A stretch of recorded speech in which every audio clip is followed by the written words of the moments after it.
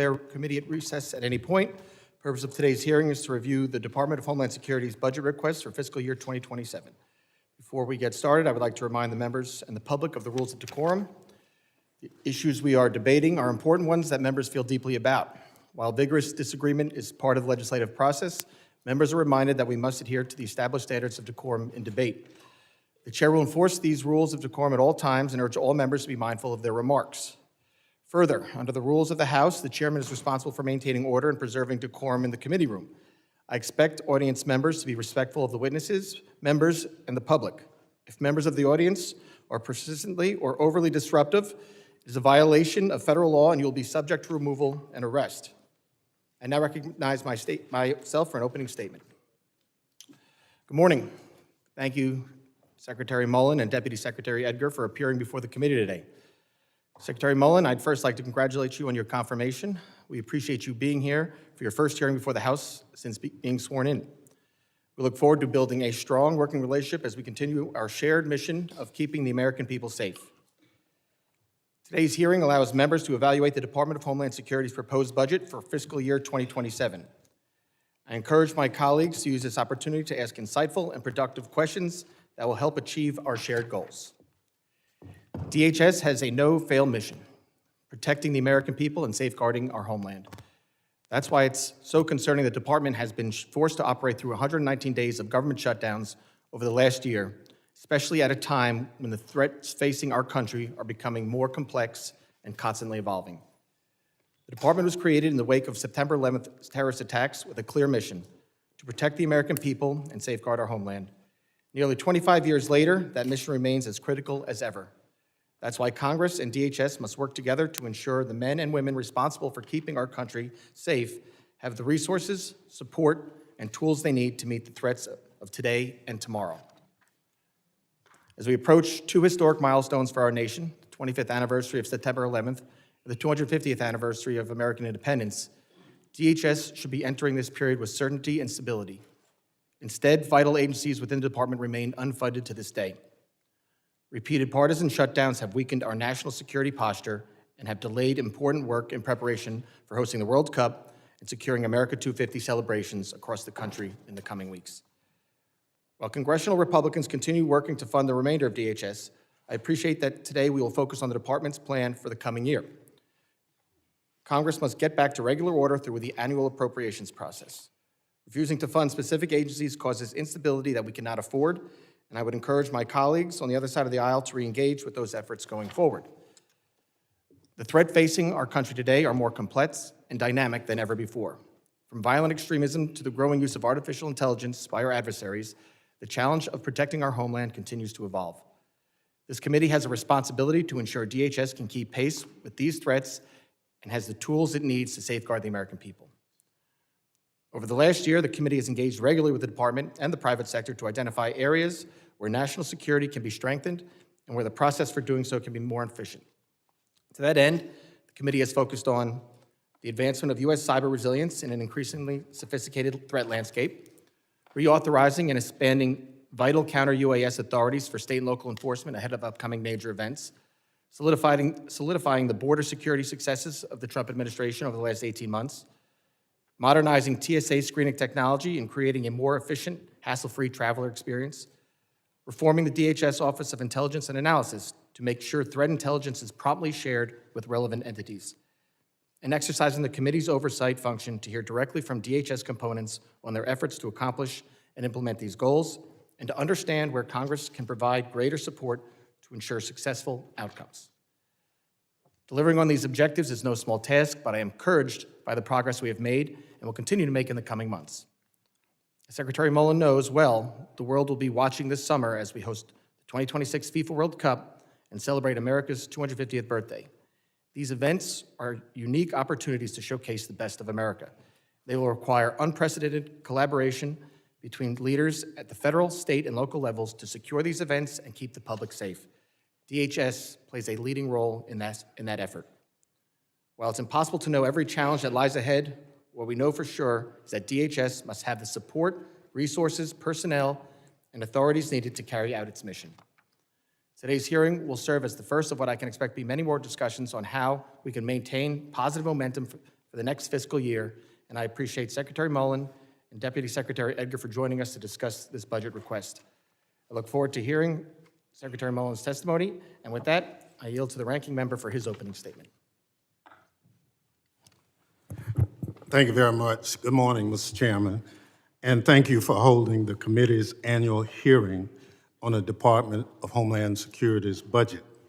Secretary Mullin and Deputy Secretary Edgar, welcome to the Committee on Homeland Security. Today's hearing comes at a critical time for our country, with challenges at home and abroad creating or made worse by the Trump administration. President Trump campaigned on $2 a gallon gas, ending inflation and lowering the cost of living. Instead, he started a reckless war with Iran that has driven gas prices sky high and imposed tariffs that sent inflation soaring. Everything is more expensive. Americans are paying higher prices. Families are struggling to put food on the table and working harder than ever to make the rent and pay their bills. Now, Trump wants the same people who are barely getting by to pick up the tab for his billion-dollar White House ballroom, a ballroom he originally told us would be paid for by private donations. He also wants taxpayers to pay for a slush fund to make millionaires out of the rioters who attacked the Capitol and beat cops on January 6th. The only people doing better in Trump's economy are his billionaire buddies who get sweetheart deals like the rest of the country is paying more at every turn. Just like the nation, the Department of Homeland Security is at a critical juncture. Nearly 25 years ago, DHS was created to protect our nation against 9/11-style attack. Since then, administrations of both parties have worked to strengthen the department for that critical mission while protecting our constitutional rights. That is, until President Trump took office. The Trump administration has weaponized DHS against the public and used it to line the pockets of the president's cronies. It has closed essential offices meant to keep us safe and protect our civil rights, and fired or forced out thousands of DHS employees with irreplaceable experience. He has politicized disaster aid, approving declarations for those communities he personally favors, and denying aid for those he does not. He has turned our country's immigration system into something out of a dystopian movie where federal agents shoot and kill Americans, peaceful protesters are gassed and beaten, and racism and xenophobia drives the policy. In short, the Trump administration has betrayed our democratic principles and undermined the security goals DHS was established for. Last year, when then Secretary Kristi Noem came before the committee, I called on her to resign unless the president removed her first. She ended up cutting and running before that hearing ended, leaving under false pretense before she answered members' questions. We all know how Secretary Noem's time at DHS turned out. I'm only sorry her departure took as long as it did, because the damage the Trump administration did to the department while she was secretary will take years to undo. Noem wasted millions of taxpayers' dollars on vanity projects and private jets and used her position to enrich herself and her friends. Her disastrous tenure was marked by more than just endless grifting and shameless self-promotion. The human cost was very real. Two Americans, Renee Good and Alex Preddy, were shot dead on her watch. A recent report by the Brookings Institution found that 147,000 U.S. citizen children were separated from a parent under Trump's mass deportation agenda, including tens of thousands of children under 6 years old. Unfortunately, Secretary Noem was the latest in a long line of failed secretaries of Homeland Security and others running DHS under President Trump. Kirstjen Nielsen put kids in cages. Kevin McElhaney and Chad Wolf served unlawfully and carried out more of the same immoral, inhumane, and illegal policies. Kristi Noem and the other disgraced former secretaries may be gone, but the Trump administration's weaponization of the department has continued. I'm concerned that you are already following in your predecessor's footsteps, Secretary Mullin. Since you were sworn in just over 2 months ago, detainees at Delaney Hall Detention Facility have been living in squalid conditions and have been beaten and pepper sprayed by guards. Rather than addressing these problems and forcing the contractor that runs the facility to do its job, DHS responded by attacking protesters and defending inhumane conditions. Enough is enough. Delaney Hall should be closed. Delaney Hall is just the latest example of immigration and customs enforcement and customs border protection being out of control under Trump. A record number of people are dying in Trump's detention centers around the country at a rate roughly 1 person every 6 days. Tragically, that number is rising due to inhumane conditions, neglect, and abuse in these facilities. And yet, the president wants Congress to give ICE and CBP a $72 billion slush fund in reconciliation after they just got billions in so-called One Big Beautiful Bill Act. These are the very same agencies that killed 2 Americans in cold blood, took parents from young American citizens out of holding detainees in squalor at Delaney Hall. ICE and CBP should not get 1 penny more of taxpayers' dollars until they are held accountable. And Mr. Chairman, while we are on the topic, why isn't this committee doing its job? The Senate is at an impasse, but that doesn't mean the House can't craft a bill that responsibly funds DHS while putting guardrails around its rogue agencies. Our hands are not tied. House Republican leadership is just too lazy or too scared. Don't tell me otherwise. Previously, when the Senate started the reconciliation process, the House still did its job and marked up its own bill before making compromises with the Senate product. There's no reason we cannot do the same this year. Beyond the reconciliation issue, Mr. Secretary, I'm also very concerned that you seem determined to crash the U.S. economy by pulling CBP processing from airports in so-called sanctuary cities. The travel industry has sounded the alarm about your plan, warning of unnecessary chaos throughout the nation's air transportation system and devastating consequences to airports, airlines, and the traveling public. Americans are suffering enough in Trump's economy. They quite literally cannot afford another harebrained Republican scheme. I know we will be discussing this issue further today, among several others. Mr. Secretary, as I said at the outset, we're glad you're here because we have many questions for you. We expect that, unlike your predecessor, that you will stay and answer them. Secretaries of Homeland Security under President Trump have set a very low bar. Some might even say so low, it might set in hell. I wish I was more encouraged by your early actions as Secretary that you'll clear that low bar, Secretary Mullin. The situation at DHS is critical, and the American people deserve better. As a principal oversight committee for the department, we will demand just that. Thank you, Mr. Chairman, and I yield back. Other members of the committee are reminded that opening statements may be submitted for the record.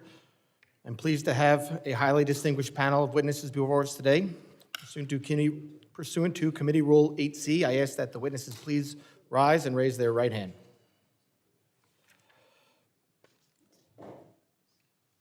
Do you solemnly swear that the testimony you will give before the Committee on Homeland Security of the United States House of Representatives will be the truth, the whole truth, and nothing but the truth, so help you God?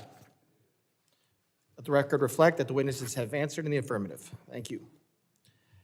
I would now like to formally introduce our witnesses. First is Mr. Markwayne Mullin. He is the Secretary of the Department of Homeland Security. Secretary Mullin previously represented the people of Oklahoma for 13 years in both the Senate and the House of Representatives. Second is Mr. Troy Edgar. He is the Deputy Secretary of Homeland Security. Previously, Deputy Secretary Edgar served as the department's Chief Financial Officer during President Trump's first term. Thank you both for being here today. I now recognize Secretary Mullin for 5 minutes to summarize his opening statement. Thank you, Mr. Chairman, and thank you for this opportunity to be in front of you. I sometimes wish that the members had to get sworn in too, so what they said would be true and factual as well, because what the ranking member just said about in his opening statement, I feel like I have to address because I'm just not sure I'll have the opportunity to do that. So first of all, I do thank you, Chairman, for allowing me to be here today. Ranking member, thank you, and thank you for allowing the Undersecretary Troy Edgar to be here with me. I do have an opening statement. I'll send it for the record, but too often when we see opening statements, it's about making a statement. And you know, the false statements that were made, I feel like I just have to address. I mean, when you start talking about the reckless war in Iran, what's reckless is a nuclear Iran. For 49 years, they've been threatening to death to America. For 49 years, they've been attacking America, and for 49 years, not one single president was willing to stand up until President Trump. And thank God he did, because we know their behavior. We know what they would do with their nuclear weapon. They would completely destabilize the world, completely destabilize that region. And finally, President Trump is a president that's willing to do something about it. Every single president, since Jimmy Carter, has looked at Iran understanding they were a threat. Every single president since Jimmy Carter has had a plan to deal with Iran, and not one of them acted on it, but President Trump did. You start talking about peaceful protesters and racism. The racism's a reckless term that is thrown around way too often. It's just, it's thrown around like it is true, and yet you can't point to something that is actually racism. It's just a term when you lack the words to actually describe your hatred towards President Trump, so you just use racism. And what's bad is you feed in to what's causing our ICE agents that simply enforcing the law that Congress passed. They're not going outside the law, they're enforcing the law that Congress passed. We don't pick and choose which law we decide to enforce, we enforce the law. And because they're doing so, it's racism, but yet their death threats are up by 8,000%, vehicular damage is up 3,300%, assaults up 1,300%. And what's that do from? Peaceful protest? I have nothing wrong. I have no problem with people peacefully protesting. I believe in our First Amendment. Peacefully. Delaney Hall, I've had officers bit, hit, scratched. We had one get threatened that they were going to kill him and his family. That's peaceful. Damaging vehicles and property, that's peaceful. It's interesting when the governor finally put state police there, how often you guys quit saying that it was being agitated by ICE, but yet the same behavior was happening with the state police until they pushed them back far enough where they're out of camera shot, and all of a sudden the left media quit covering it. That didn't look like peaceful protest to me. I'm okay with protest in a peaceful manner. You're talking about Trump's reckless behavior. What's reckless is shutting down CBP and ICE. CBP, Customs and Border Protection. You want open borders? Because Ranking Thompson, I'm pretty sure you already said you're willing to shut them down again September 30th, even if we reopen them. That's law enforcement. Just say, I want to defund police, I want open borders, and I want illegals running wild in our streets. Because ICE every day is taking the worst of the worst off the streets. They're taking those that enter this country illegally off the streets, which is exactly what they were designed to do. And CBP is protecting our ports, our port of entries, and our borders. And yet we want to target them and defund them? That's reckless. You're talking about President Trump's ill behavior towards children? Yet we have found over 120,000 kids that were missing underneath the Trump administration when they lost touch of 340,000, which we fear most are now in trafficking rings. I didn't hear anybody complaining about that. What we've done under the Trump administration is we went and rescued these kids. What is inhumane about that? Nothing. He's doing the job that Biden administration turned a blind eye to. That shouldn't ever take place. If anything we can agree on, our kids should be watched over. Now, I do look forward to answering all the rest of the questions because I'm running out of time and I won't have time to go through all the ridiculous accusations you made towards the Trump administration. But I do feel a privilege sitting here in front of you. I feel a privilege of being Secretary of our Homeland and watching over the 275,000 employees that every day protect my yard and your yard, regardless if it's blue or red. We're here to protect the homeland, and that's all we want to do. Thank you so much. Thank you, Secretary Mullin. Members will be recognized by order of seniority for their 5 minutes of questions. As I've done in the past, I will be strictly enforcing the 5-minute rule. When that clock runs out, so does your time to keep talking. I now recognize myself for 5 minutes of questions.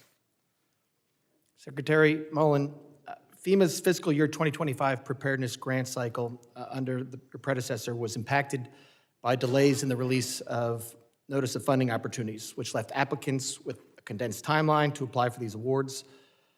Furthermore, last-minute changes to the allocations of funding for the Homeland Security grant programs resulted in litigation that held up funds well beyond the end of the fiscal year.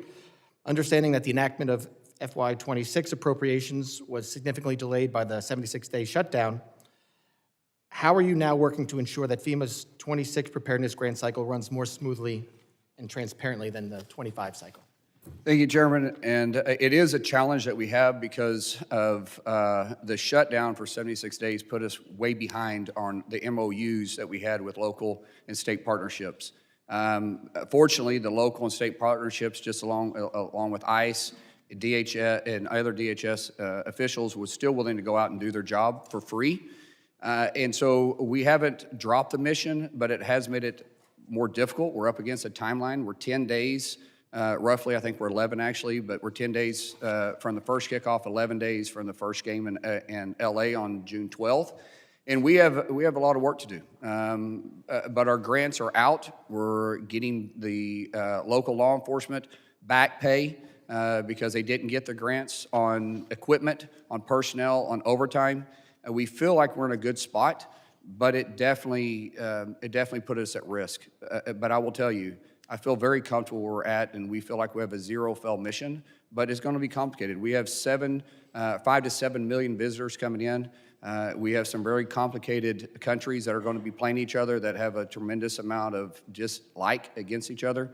We have open areas to where we have the fans be able to experience the game without getting inside. Mm-hmm. We have 78 Super Bowls in 38 days, and we get to highlight our country, and I'm looking forward to it. And I will tell you, even in sanctuary cities where we have some of these games, we've had great cooperation with local and state officials, and I hope when FIFA's over, we can show that we can work together and to continue to keep our cities and our streets safe.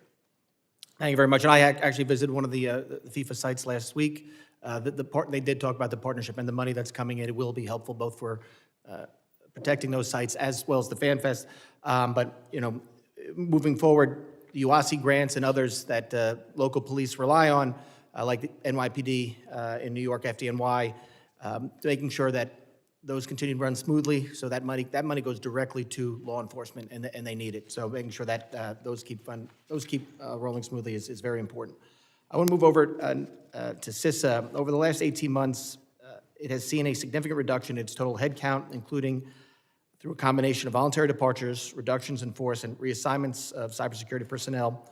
One of my top priorities since being on this committee is ensuring that CISA can effectively execute on its core mission to protect federal civilian networks and our nation's critical infrastructure, especially as our cyber adversaries are increasingly utilizing tools like AI to enhance their capabilities. I'm concerned that some of the proposals in the budget request, including cuts to CISA's personnel and cybersecurity education programs, which help sustain a pipeline of skilled cybersecurity professionals in the U.S., could negatively affect those efforts.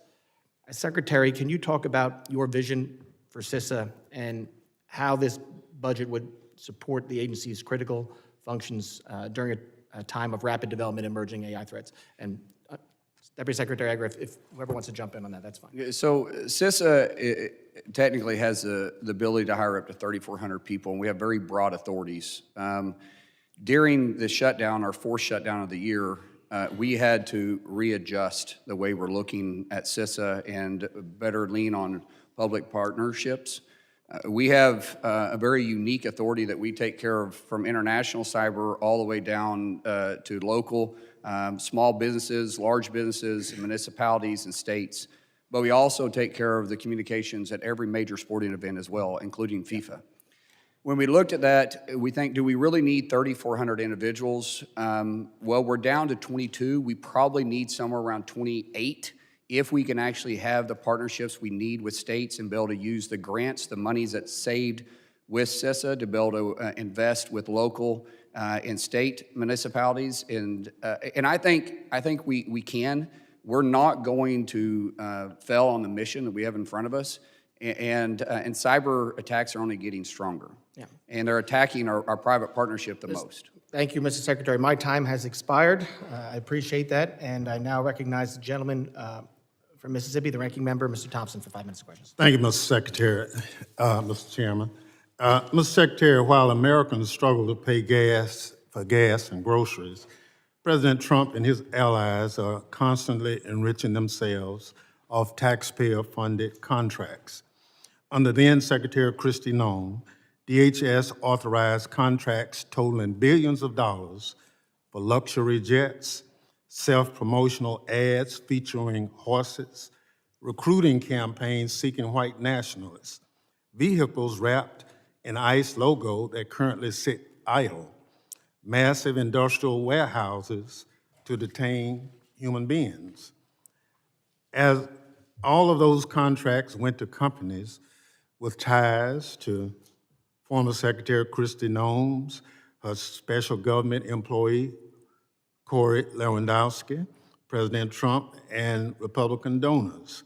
In March, the White House confirmed that companies complained that Corey Lewandowski tried to shake them down in return for DHS contracts, just like Tom Homeland and his restaurant takeout bag of cash.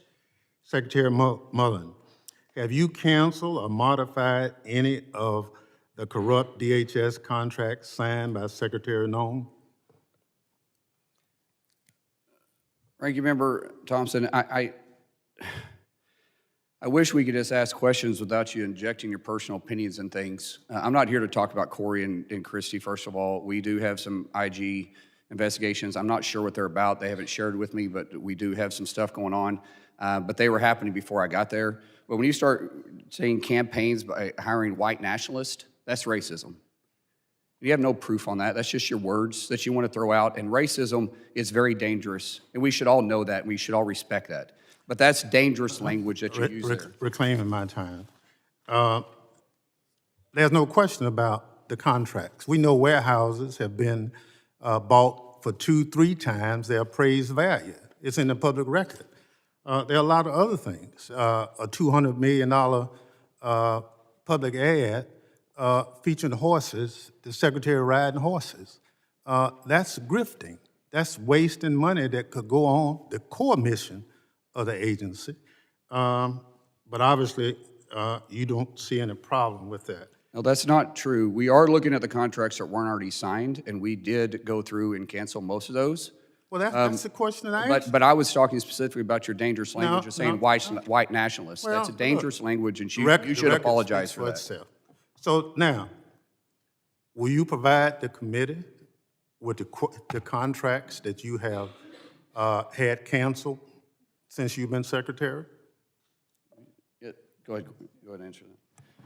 Yeah, we're doing a couple things right now. The first thing the Secretary and I did when we came back into the organization is we met with the IG, and we went through and had discussions of any of the open contracts that are out there. So at this point, like I said, you know, what we're here to focus on is FY27, not the past. So I'm hoping that we'll be able to get to this question. You're reclaiming my time. If you know something is done wrong, then I think you are obligated to stop it. I absolutely think so too, but I think you have to follow the process. The IG is the person that No, will go not through the IG. evaluation of that. The IG is based on a complaint. A number of complaints have come directly to the agency. We have, on the contracts, we stopped the contracts moving forward on some of the stuff that wasn't already signed. Some of the contracts were already there, they're there, unless the IG takes a look at them and says that they were falsely signed So or under what- false circumstances, I can't cancel it unless it's under penalty. So what contracts can you share with the committee that have been stopped because of some irregularity? You mean the ones that we didn't sign? That's right. Yeah, we can give you those. That's easy. We give us some time to respond to that, and we'll get to you, and we'll do it in a timely manner too. All right. There's been some comment about punishing sanctuary cities relative to withdrawing CBP agents and other things. Have you reconsidered those comments you made based on the It wasn't rollback? punishing sanctuary cities. It was sanctuary cities refusing to allow local and state enforcement officers to respond when we called. What we and their response was we don't have the resources. Well, if they don't have the resources and we have to pull the resources someplace, I'm not going to pull them from other regions. I have 80,000 law enforcement agencies through reclaim my DHS, time. and through DHS, I can pull them out of Customs and Border Protection. That's out of the airport. And unfortunately, until they get the resources at the state level, I don't have a problem, or I don't have any other option but protect my employees at these federal facilities that the state. So and the local governments are cities using. that you have said you would withdraw from, you're not going to do it now?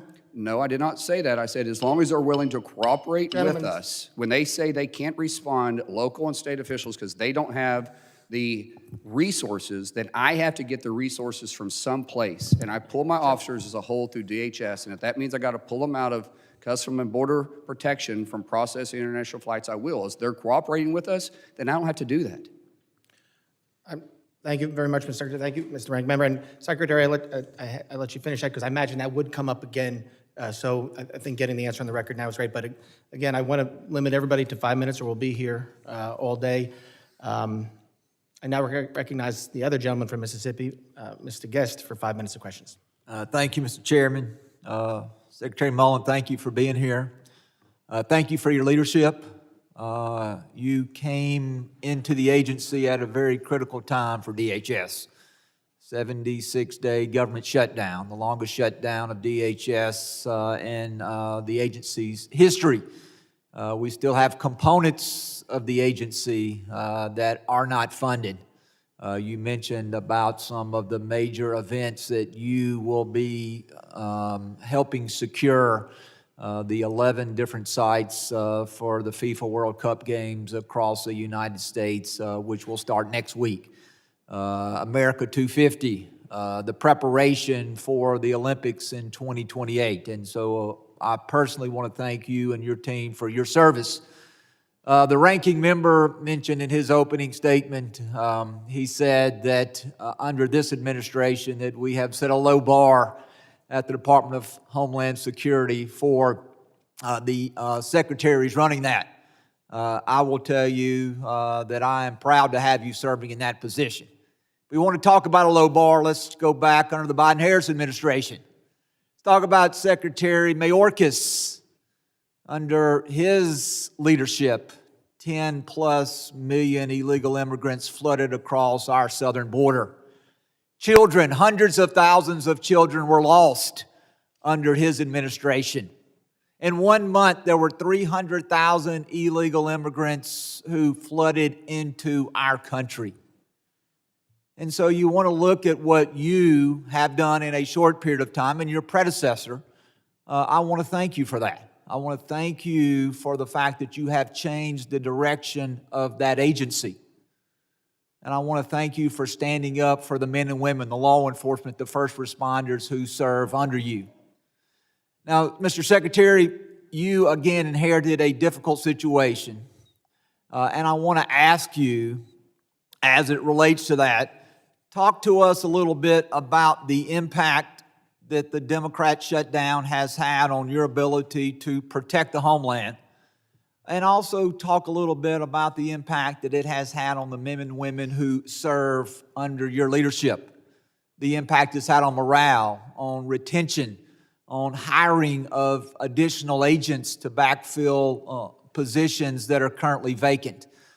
So would you please share with the committee some of the challenges that you are facing with these critical events ahead and the fact that you are still not fully funded and we are asking you to do more with less. Thank you so much for that question, Congressman. It's been very difficult. When I walked into the building, we'd been shut down for the fourth time, and I had a tremendous amount of employees that had the spirit of, hey, we'll work for free because we have the greatest mission in the world, and that's protect the homeland.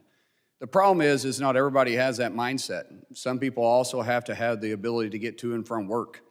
So often the left want to talk about the ones that are underpaid, but yet they refuse to pay the people that are actually showing up and protecting their backyard, their states, and our country. And it's hard. We lost just under 8% of our total our total workforce through those four shutdowns. And when you start trying to recruit the brightest and the best to come work for you and say, oh, by the way, we may be shut down again because people on this same committee here is already starting to threaten to shut us down again September 30th, and you're going to go without pay again, by the way, how are you going to get people to come work for you? And it's not that people aren't willing to. We got, as I said, I feel completely honored by simply walking in the building and realize I'm surrounded by the best government employees in the country because they're still there, they're still working, and they're true patriots. But it's tough. Morale gets low when their spouses are upset that they're still having to drive to work because out there at St. Elizabeth, there's not a metro stop. There's not a bus stop right there. Everybody there has to commute. And so it gets very expensive at points, and yet we're expecting them to continue to show up. And all they're doing is enforcing our nation's laws. I don't pick and choose which law we're going to enforce. We're enforcing the laws that Congress passed and put within our authority to do so. And our employees are still doing it. So yes, it's difficult to retain people. It's hard to recruit people, but we still have people showing up and working every day. I'll use this quick statistic. United States Coast Guard has over 90% retention. And during this last year was the first time we've dropped below 90% in retention because of them going without pay and in recent history. If that tells you anything, that's a staggering statistic. Thank you, Mr. Chairman. I yield back. Gentleman yields back. I now recognize the gentleman from California, Mr. Correa, for 5 minutes. Thank you, Mr. Chairman. Welcome, gentlemen. President Trump got elected, promised to deport the worst of the worst. I'm from California, a sanctuary state, from Orange County, who follows the laws of a sanctuary state. So, picture here, we do have a lot of exceptions, meaning we do call ICE when we have the worst of the worst. We call you when we're about to release them. I'm going to show you also a statistic from Sheriff Don Barnes, who Mr. Troy Edgar knows very well. In 2025, we called ICE 323 times, 52 times, didn't show up to pick up the worst of the worst. I showed these statistics through your predecessor, and today you're doing better. Only 6 were not picked up. But that's 6, the worst of the worst, that you still haven't picked up. Manpower, it's an issue, yeah. But right now you're focusing on 70% of the people you're picking up don't have a criminal record. So I'd advise you, let those folks that are actually working and paying taxes continue to work and focus on the worst of the worst. If you want to help me, Mr. Secretary, keep Main Street safe, I'm going to ask you to do me a favor. I need your help. DACA recipients, those folks that have gone here to this country, little boys, little girls, I have 2 of them that are police officers. Their DACA permits expired. They had to be dismissed by local police agencies. I wrote you this letter, sir, asking me to please help me renew those DACA permits. I think you're working on one, but there's a whole lot more folks out there that need to have the DACA renewals renewed on a timely basis. Can I ask you to please help me with that? I wrote you this letter. Can we work on this? Absolutely. We'd love to help with this, but as you know, Congressman, the fastest way to actually fix this DACA issue is for Congress to actually pass legislation to fix it. With all due respect, sir, you cut USCIS. This is a fee-based program. Well, all you have to do is the fees that are paid go to DACA renewals. Let's work on that. I'll work with you on it, but it has to And be even on the a President Trump, I believe, supports this. So let's work on this. Congressman, I will work on it, but I will still go back. The fastest way to fix this problem is for Congress to pass something on this. We've been talking, how long have you been Sir. in Congress and how long have I been? I was in Congress. This is in an the House issue. for The 10 last years. time we did This issue came up immigration multiple reform, times. Ronald Reagan was president. But DACA, we can do this like overnight. Not Help me true. pass, help me get these renewals actually- of these permits. Congressman, If I that's can not- move to the next issue, sir, it's very important. Congressman, you just said something that's not accurate. I cannot fix this unilaterally by myself. Yes, I you have can. limitations. No, Just I do help not. me I have limitations. Renew these permits on a timely basis. We are going through those permits just like we look at every other visa application. There's a lot These of are vetting that police didn't take officers place. on Main Street, sir. Not all Help of them me are. keep Main Streets. Not all of them are. And These we're- two we're are, vetting- sir. I'll And there's look a at- whole that's lot what I'm more, saying. sir. The case by case one's fine. We can go through it. As a whole, I'm Let's not going to wave discuss a it. magic wand and just fix them all because we're You vetting have each that one. magic wand. That's your job, So does sir. Congress, and they can fix this issue by legislation, and you guys can choose what you want me to enforce in that. Let You're me asking me move to on do to a the job next that issue, Congress sir. isn't willing to Let do. me talk about American citizens, sir. I'm going to ask you the same question I asked your predecessor. Am I going to have to tell my children at home to carry an American passport with them when they're out in the street? Congressman, I'm from I'm- Indian country. I'm from Indian country, and we got a lot of brown people around there too. I'm Cherokee. No, I'm not And talking we're not about. doing that. No, but Look, it is. It's the same Renee, thing that you're saying. Renee that. Good and Alex Preddy, we're not brown. Oh my God. Okay. But why are We you have saying they American gotta carry a citizens being passport? arrested right now by ICE. American citizens that are actually being deported. American citizens getting roughed up. I see this every day, sir. Look, So is my your ICE officers agents. My ICE have a agents are badge, being they have a hit gun, and and being they hit and have having federal rocks thrown at power, them. sir. Yeah. They have to respect Americans. Forget about Yeah. undocumented. Let's talk American citizens. Let's talk about that. What can we do to protect the rights of American citizens? How can we protect? We can protect the rights of American citizens all day long. They don't have the right to assault my officers. They They're don't have not, the right if to you're driving impede by my officers taking from doing their pictures of job. a situation, that's their First Amendment right. To impede a federal officer from doing their No, job? if you impede, you take them in, but if they're To driving assault by. to assault One my final officers? question, my 9 No, seconds, sir. you're making accusations is, that are aren't you true. keeping a database of American citizens? Are we keeping a database Yes, of sir. American citizens? A lot of your ICE agents out there Well, have sir, said, we that's are already keeping out a there. database of, no. Then how do you without get a passport any if you don't have a database authority. of American How citizens? can you keep a database of American Gentlemen. citizens, sir? Why? Gentleman's time's expired. That's your authority. I now recognize the gentleman from Florida, Mr. Jimenez, for 5 minutes of questions. Thank you, Mr. Chairman. Mr. Secretary, good morning. When I was mayor of Miami-Dade County, there was a facility down in Homestead that housed children, minors. And every day that there were Democrats outside demonstrating, saying that how horrible it was inside. Former Senator Kamala Harris, my predecessor, a lot of other ones were out there yelling, screaming how bad it was. So I decided as mayor of Miami-Dade County, I was actually going to go in and check it out because it was in my jurisdiction. So I checked it out. There was nothing wrong in there. What they were doing, they were teaching those children how to speak English. They were giving 3 square meals. They were in a dorm setting with a supervisor, with a chaperone. And then there was a bank of people that were actually calling around the country to find sponsors for these children. And the reason the children were there is because you can't house children in a detention center where adults are. That's why they were separated. But you know what they weren't? They weren't lost. You said we had 340,000 lost children under the Biden administration? That is correct. That's a rough number because that's the best we can identify for sure, but that number we expect could go much higher. Much higher than 340,000 lost children. And so the Democrats on the other side of the aisle here, they're yelling and screaming because the Trump administration separated them because they had to separate them, but actually found them sponsors, didn't lose them. And yet, the Biden administration under Mayorkas lost over 340,000 children. Let me clarify this too. We do not separate families. If families want to stay together, we have a detention center in Texas where we put family units. The only time that happens is when we ask the parent if they want the child to be deported with them or not. Some parents choose not to because they want their children to stay in the U.S. And then we have to Fair find enough. sponsors. But the difference was, when they were separated, we found sponsors. That's right. The Biden administration just lost them. And a lot of them are probably being sex trafficked, or they're being used for slave labor, et cetera. Would you agree with that?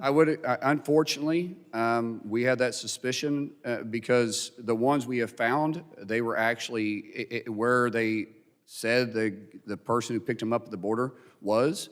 We had to track them. The ones we can't find, there's a reason why they're off the grid.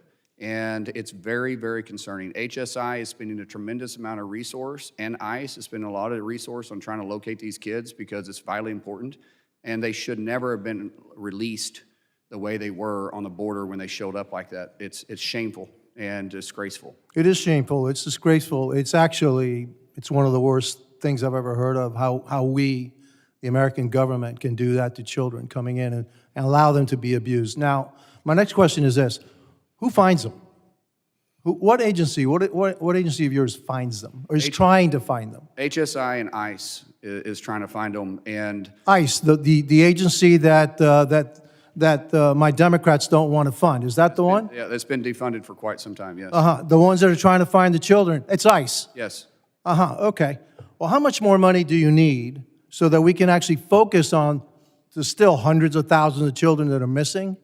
Right. Is this part of this budget, or do you need additional funds for that? Well, we did have it in the budget. Unfortunately, it got stripped out, and the budget that was put forth that Congress originally passed in the House and then decided to flip their vote and vote against it, it made it difficult. So what we want to do is have continuous funding, which is why Reconciliation 2.0 is vitally important, because every time we have a lack in funding, we have a lack of investigations going forward because we're limited to what we can do. Will the reconciliation give you the money, the reconciliation package being looked at the Senate, will it give you the money to go find those children? It'll give us 3 years of continuous funding, which allows continuity between local and state officials. Keep in mind, we don't do all the research. We actually partner and give tools for IPO addresses that help find these sex trafficking rings. And we break them up every single day, but every time we have a lapse of funding, we have to relax those contracts. And most states, and especially small municipalities, do not have the resources to continue. And typically we have agents that are actually assigned to those agencies that work side by side, and we have to recall them. And that's what disrupts the continuing. Mr. Secretary, this should be one of your top, if not your top priority, to find those children and get them away from the situation that they're at. It is one of the hardest missions we have, yet the most gratifying when we rescue these children out. And we're seeing a tremendous amount of kids coming in from this country that are being trafficked. One final point, I will agree with my colleague from California. I think you need to use your discretion a little bit more as to who is being deported, who's being arrested, et cetera. Let's go after the worst of the worst. To have six of the worst not being picked up, that needs to be rectified. So, real quick on that, we have 48 hours. Yeah, but just to respond to that, we have 48 hours from the time they're in custody to the time to pick them up. And time they're in custody, not the time we get called. And if they call us, let's say 6 hours, and they've had the individual with 42 hours, and we have 6 hours to respond, it's difficult.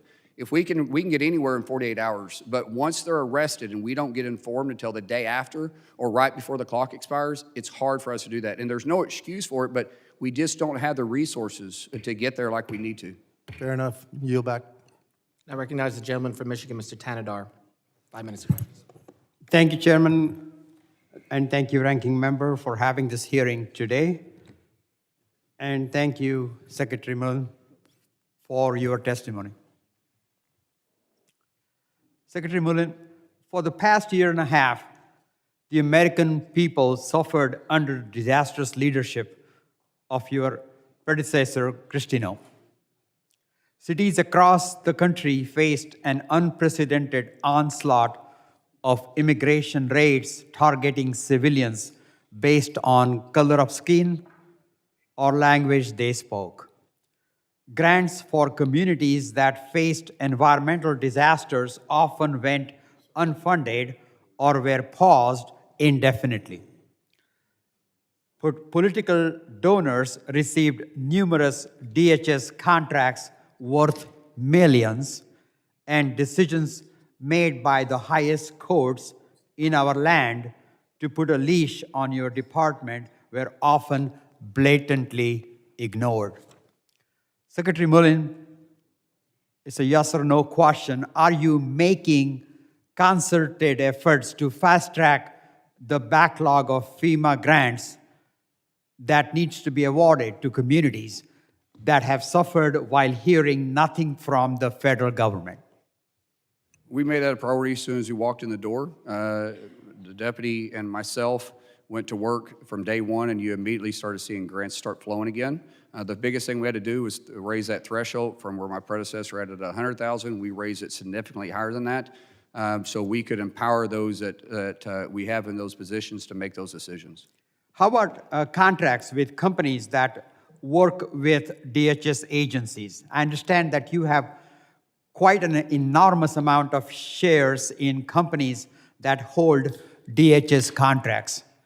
Are you prioritizing giving contracts to companies you hold shares in, or to companies with political ties to your boss? That's not accurate. I had to sell every bit of stock I had before I was confirmed. So I have no stock. Secretary Mullin, I'm very concerned that your department is promoting white nationalist, anti-immigrant sentiments on official social media accounts. One post quotes a song embraced by neo-Nazis, and state law enforcement agencies have raised concerns that your post will motivate white supremacist violence.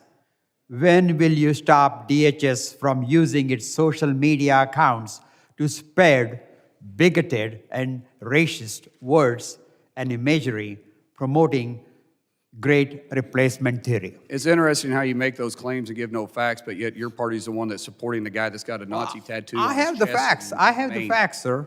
No, there is no facts. You throw out nationalism, Nazism, and that's exactly what causes the hatred and the violence that happens to our officers every single day. And you should be ashamed of using that. Well, reckless look, no, behavior. it's not my words. It is your words. Look It here. is your words. Here is Colorado Did you Fusion endorse the Center. candidate in Maine? Here is Colorado. Did you endorse a candidate in Maine that's a Nazi? Let me reclaim my time, sir. Colorado Fusion Center says ICE white nationalist messaging could lead to violence. There is just numerous reports. Who said that? Who said that? And what is they actually? This is Colorado Fusion Center. Yeah, tell me exactly what message you're talking about. Now, don't give me what some poll that is ran by the left is talking about. Give me what your actually specific details that reclaim you're my saying time. that DHS said. Yeah, you don't want to talk about it but you want to throw out racism all the time to my Mr. department. Secretary, Is it true? Mr. Secretary, we got numerous reports. I want to move quickly to ICE training. Under Kristi Noem, new ICE agents received 42 days of training rather than the standard 72 days to meet President Trump's demand. We saw the effects of this training shortage, with ICE agents often ignoring the rule of law, engaging in unprofessional behavior, and using unjustified force, including shooting and killing an American. When will DHS revert back to the 72-day training requirement for new ICE agents? When will ICE agents who received less training have to retake or recertify courses they were exempt from because of the accelerated training schedule? It's interesting to me how you always point out the behavior of our ICE agents, but you don't point out what caused it by the so-called peaceful protesters, which is a lie. It's a simple question of I will training. answer the question. July 1st, we bring it back up. We had to rewrite the curriculum. All training starting July 1st will be back up to the regular standards. Secretary Mullin, can you promise the American people that the Gentlemen. scenes we saw? Gentlemen's time has expired. I now recognize the gentleman from Texas, Mr. McCall, for 5 minutes. Mr. Chairman, and thank you, Mr. Secretary, for your, in such a short period of time, your leadership you brought to the department. It's been really phenomenal. Getting the funding, working with members of Congress, your accessibility means a lot to us. And when you met with us privately to talk about the funding, you got it done. And we still have to get CBP and ICE, but it has allowed you to do a lot of things that I was concerned about as chairman of the Special Events Task Force with respect to FIFA, World Cup, and the 250th anniversary. As you know, while these are great entertainment, sporting games, they also provide a high-threat environment. I also want to commend you when we spoke at Weapons of Mass Destruction Office, how quickly you were able to restore that and working with Congress. And I think that's the way it should be. So I just want to thank you at the outset for that. I want to see if you could maybe expand to the extent you can in this room, given the funding that came through, what you're able to do now to make sure these games are safe. My biggest concern are the drone threats, as we've seen, from Iran, Shahed drones to Ukraine and Russia, that kind of attack here in the United States. I used to be. I know. Congressman, I want to say, first of all, thank you for your leadership in the WMD program. You see the threat there, and our conversation was very helpful, and your leadership on making sure that we were able to realign it and have the funding to do so is not unnoticed throughout all DHS, so thank you for that. Thank you. Drones are my biggest concern, too. We have spent a tremendous amount of ability and money to be able to be very offensive with drones, but on the counter drone measures, everybody's a little behind. I will tell you, all 11 of facilities do have counter drone equipment at the facilities. We have CBP that has 5 stadiums. United States Coast Guard has 2, FBS has 1, and FBI has 3. So we're well prepared for it. And we learned a couple of things lately too. At the F1 in Miami, we had 8 drones that entered the space that shouldn't be there. We were able to bring them down and find out where they came from and find the individuals or arrest them in some occasions. During the Augusta golf tournament, we had 12 that entered a no-fly zone. We were able to bring those down too. Every single day we improve, but that is a huge concern that we have within the stadium. I also have concerns outside the stadium in the Fan Fest area and the soft areas that's outside security. The lone individual that's got this crazy mindset about him, maybe it's because of too much alcohol, maybe it's because of the temperature, maybe it's because his team lost, maybe because he's too excited, whatever it is. Those areas do concern me, but we have a lot of partnership with our local law enforcement that is going to be out there in that area to make it as hard as an area as it can to take the soft look away. Well, on cyber, I authorized CISA many years ago into law. The idea was to make it the civilian interface to the government, so the private sector to the federal government. There was a debate in Congress at the time about NSA taking this over. We didn't think that was the right place for this. They're offensive, and it's worked. And I think we built up CISA's capabilities. I'm a little concerned. I just want to raise the issue. I know in the latest executive order on AI that the president is putting the Treasury Department in the spearhead role as the clearinghouse for that effort. And while I understand, FinCEN and the financial sector being threatened by a lot of cyber models out there, I just want to reiterate the intent of Congress was for DHS to be the point person, the point agency on this.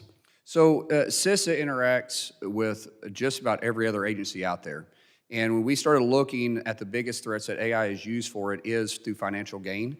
But there isn't a single agency that DHS doesn't have counter operations with. So why Treasury and Scott Bessett and I talk all the time, he is very capable. We are very comfortable with what's happening there with them leading in this area because we're partnering with CISA and our tools with the unique authority we have, and then he has separate authority. So we're because of the coordination, I think we're better prepared than just leaving it within DHS. Excellent. Thanks for that answer.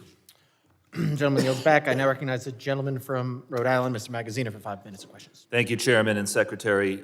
We understand that laws need to be enforced, but your department has a lot of discretion in how you enforce those laws. When raids or apprehensions are carried out at schools and parents are forcefully separated from their children as other children look on, it terrorizes those kids.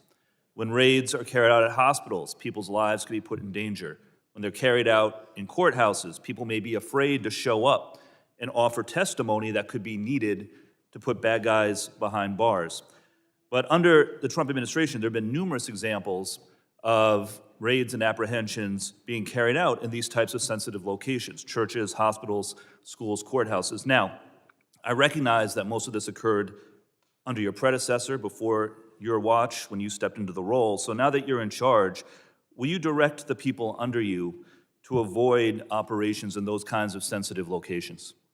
First of all, Congressman, I want to thank you for coming out to St. Elizabeth and visiting me. There's not too many members that make that drive, but I hope you got to see a dedicated workforce when you walked in that building and the professionalism that we do every single day on keeping the Homeland safe. So when we start talking about sensitive areas, we're not actively patrolling or enforcing in sensitive areas. However, we do serve warrants in those areas, and these are going after the worst of the worst. When we go in there and we're serving the warrants at a hospital, or in fact, I don't think we've ever done it at a church. The only thing that's happened at church is the protester by Don Lemon. But when we start looking at actually what's happening in these sensitive areas, we're pulling it out. Now, courts, I will say in courts, when we go pick the individuals up, we're not raiding the courts. We're picking them up on final orders, meaning that they've already went Can through I just all the ask for court some systems. clarification on this? So are you saying it's your policy, and again, I'm talking about your tenure, not your Yes. predecessor. It's your policy that there won't be operations, apprehensions in these types of sensitive locations unless you're serving a warrant? Unless it's a felony warrant.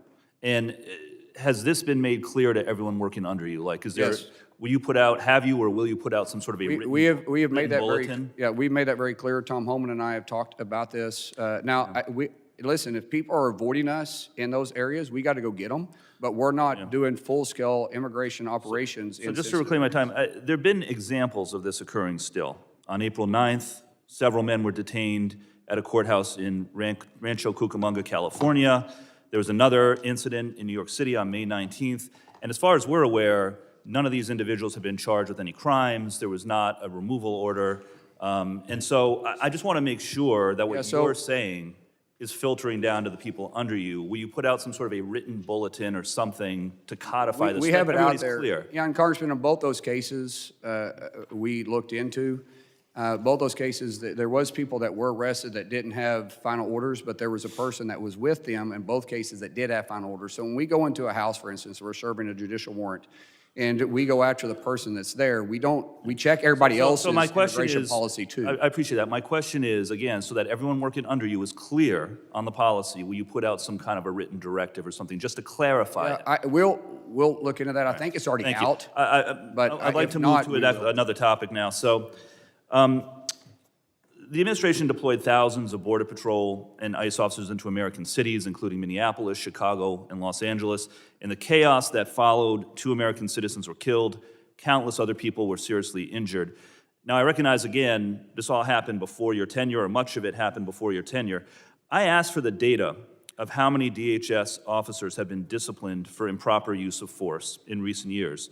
And I'll give you credit, because while your predecessor did not respond to my request for information, your office has begun to provide some. But the data is concerning. This is CBP. At the same time that ICE and Border Patrol were engaging in all of these violent conflicts in American cities last year, the number of Border Patrol officers disciplined for improper use of force actually went down dramatically.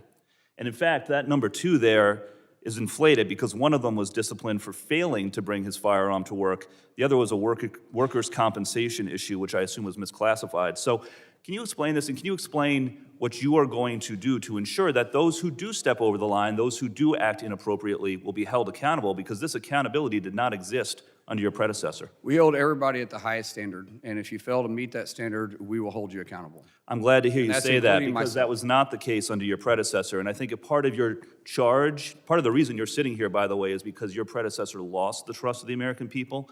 If you're trying to regain it, you need to show that there will be accountability, just like there is in any other law enforcement office agency in the country when someone does engage in improper use of force. Last question, will you commit to continuing to provide this data, say every 6 months or so? And will you provide it for ICE as well as CBP?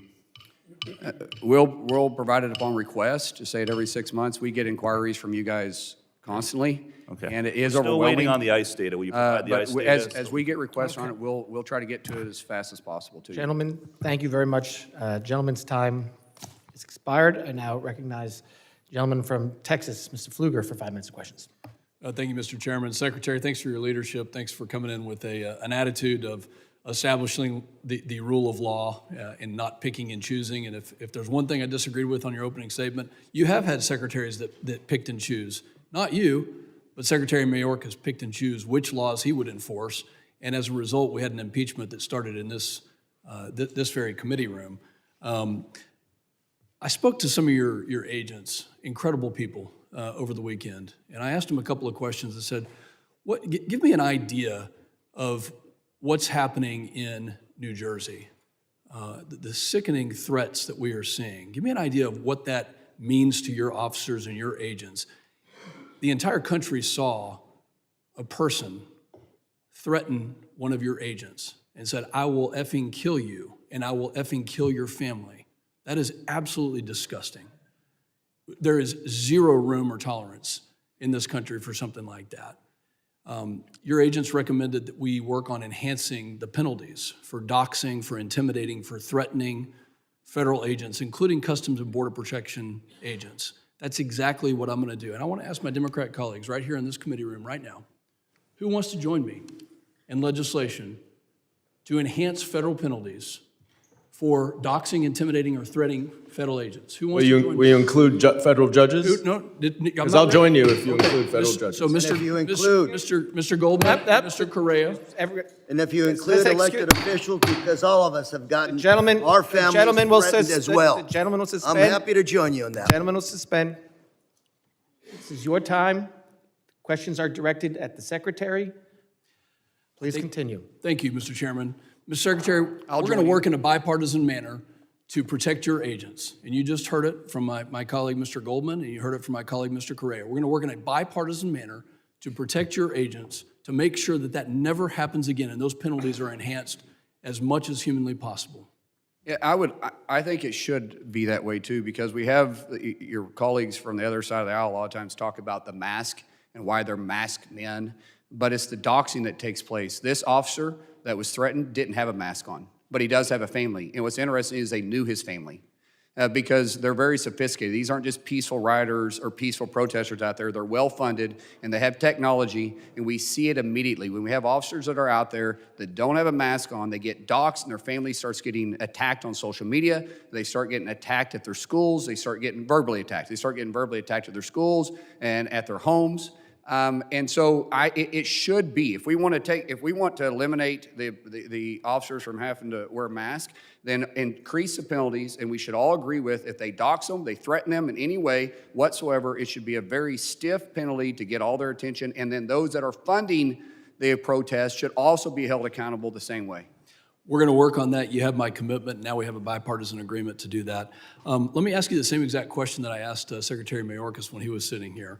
And I said to him, are there people who match the terror watch list that have been let into the United States? And if so, is the Department of Homeland Security trying to do something about it, to extract them, to find them, to prosecute them, to get them out of our country, to keep our country safe? So I'll ask you that question.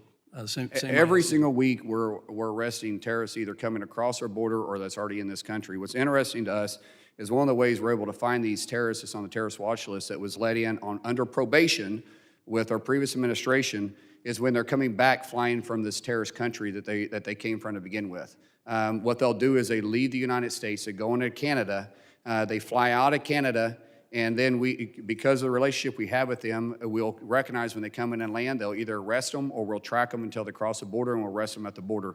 But every single week, we're arresting terrorists that are in and into this country, and we've seen a dangerous tick up in Iran right now. It only took a change of our administration to get the correct answer on that, and I thank you for that. Because President that's the Trump only every answer. single day is focusing on making America safe and great again. I appreciate that, Secretary, and I believe you, and we know that you're doing everything you possibly can, and your agents are as well. Last question for you. It's been talked about with CISA, and just want to kind of get an understanding to make sure that CISA is it is definitely the central authority when it comes to the coordination, whether it's Treasury or anybody else, because there were some concerning things that we heard. Last 15 seconds to you. So we coordinate with Treasury, but we coordinate with all the agencies along the way. And CISA, as I said, has very unique authority.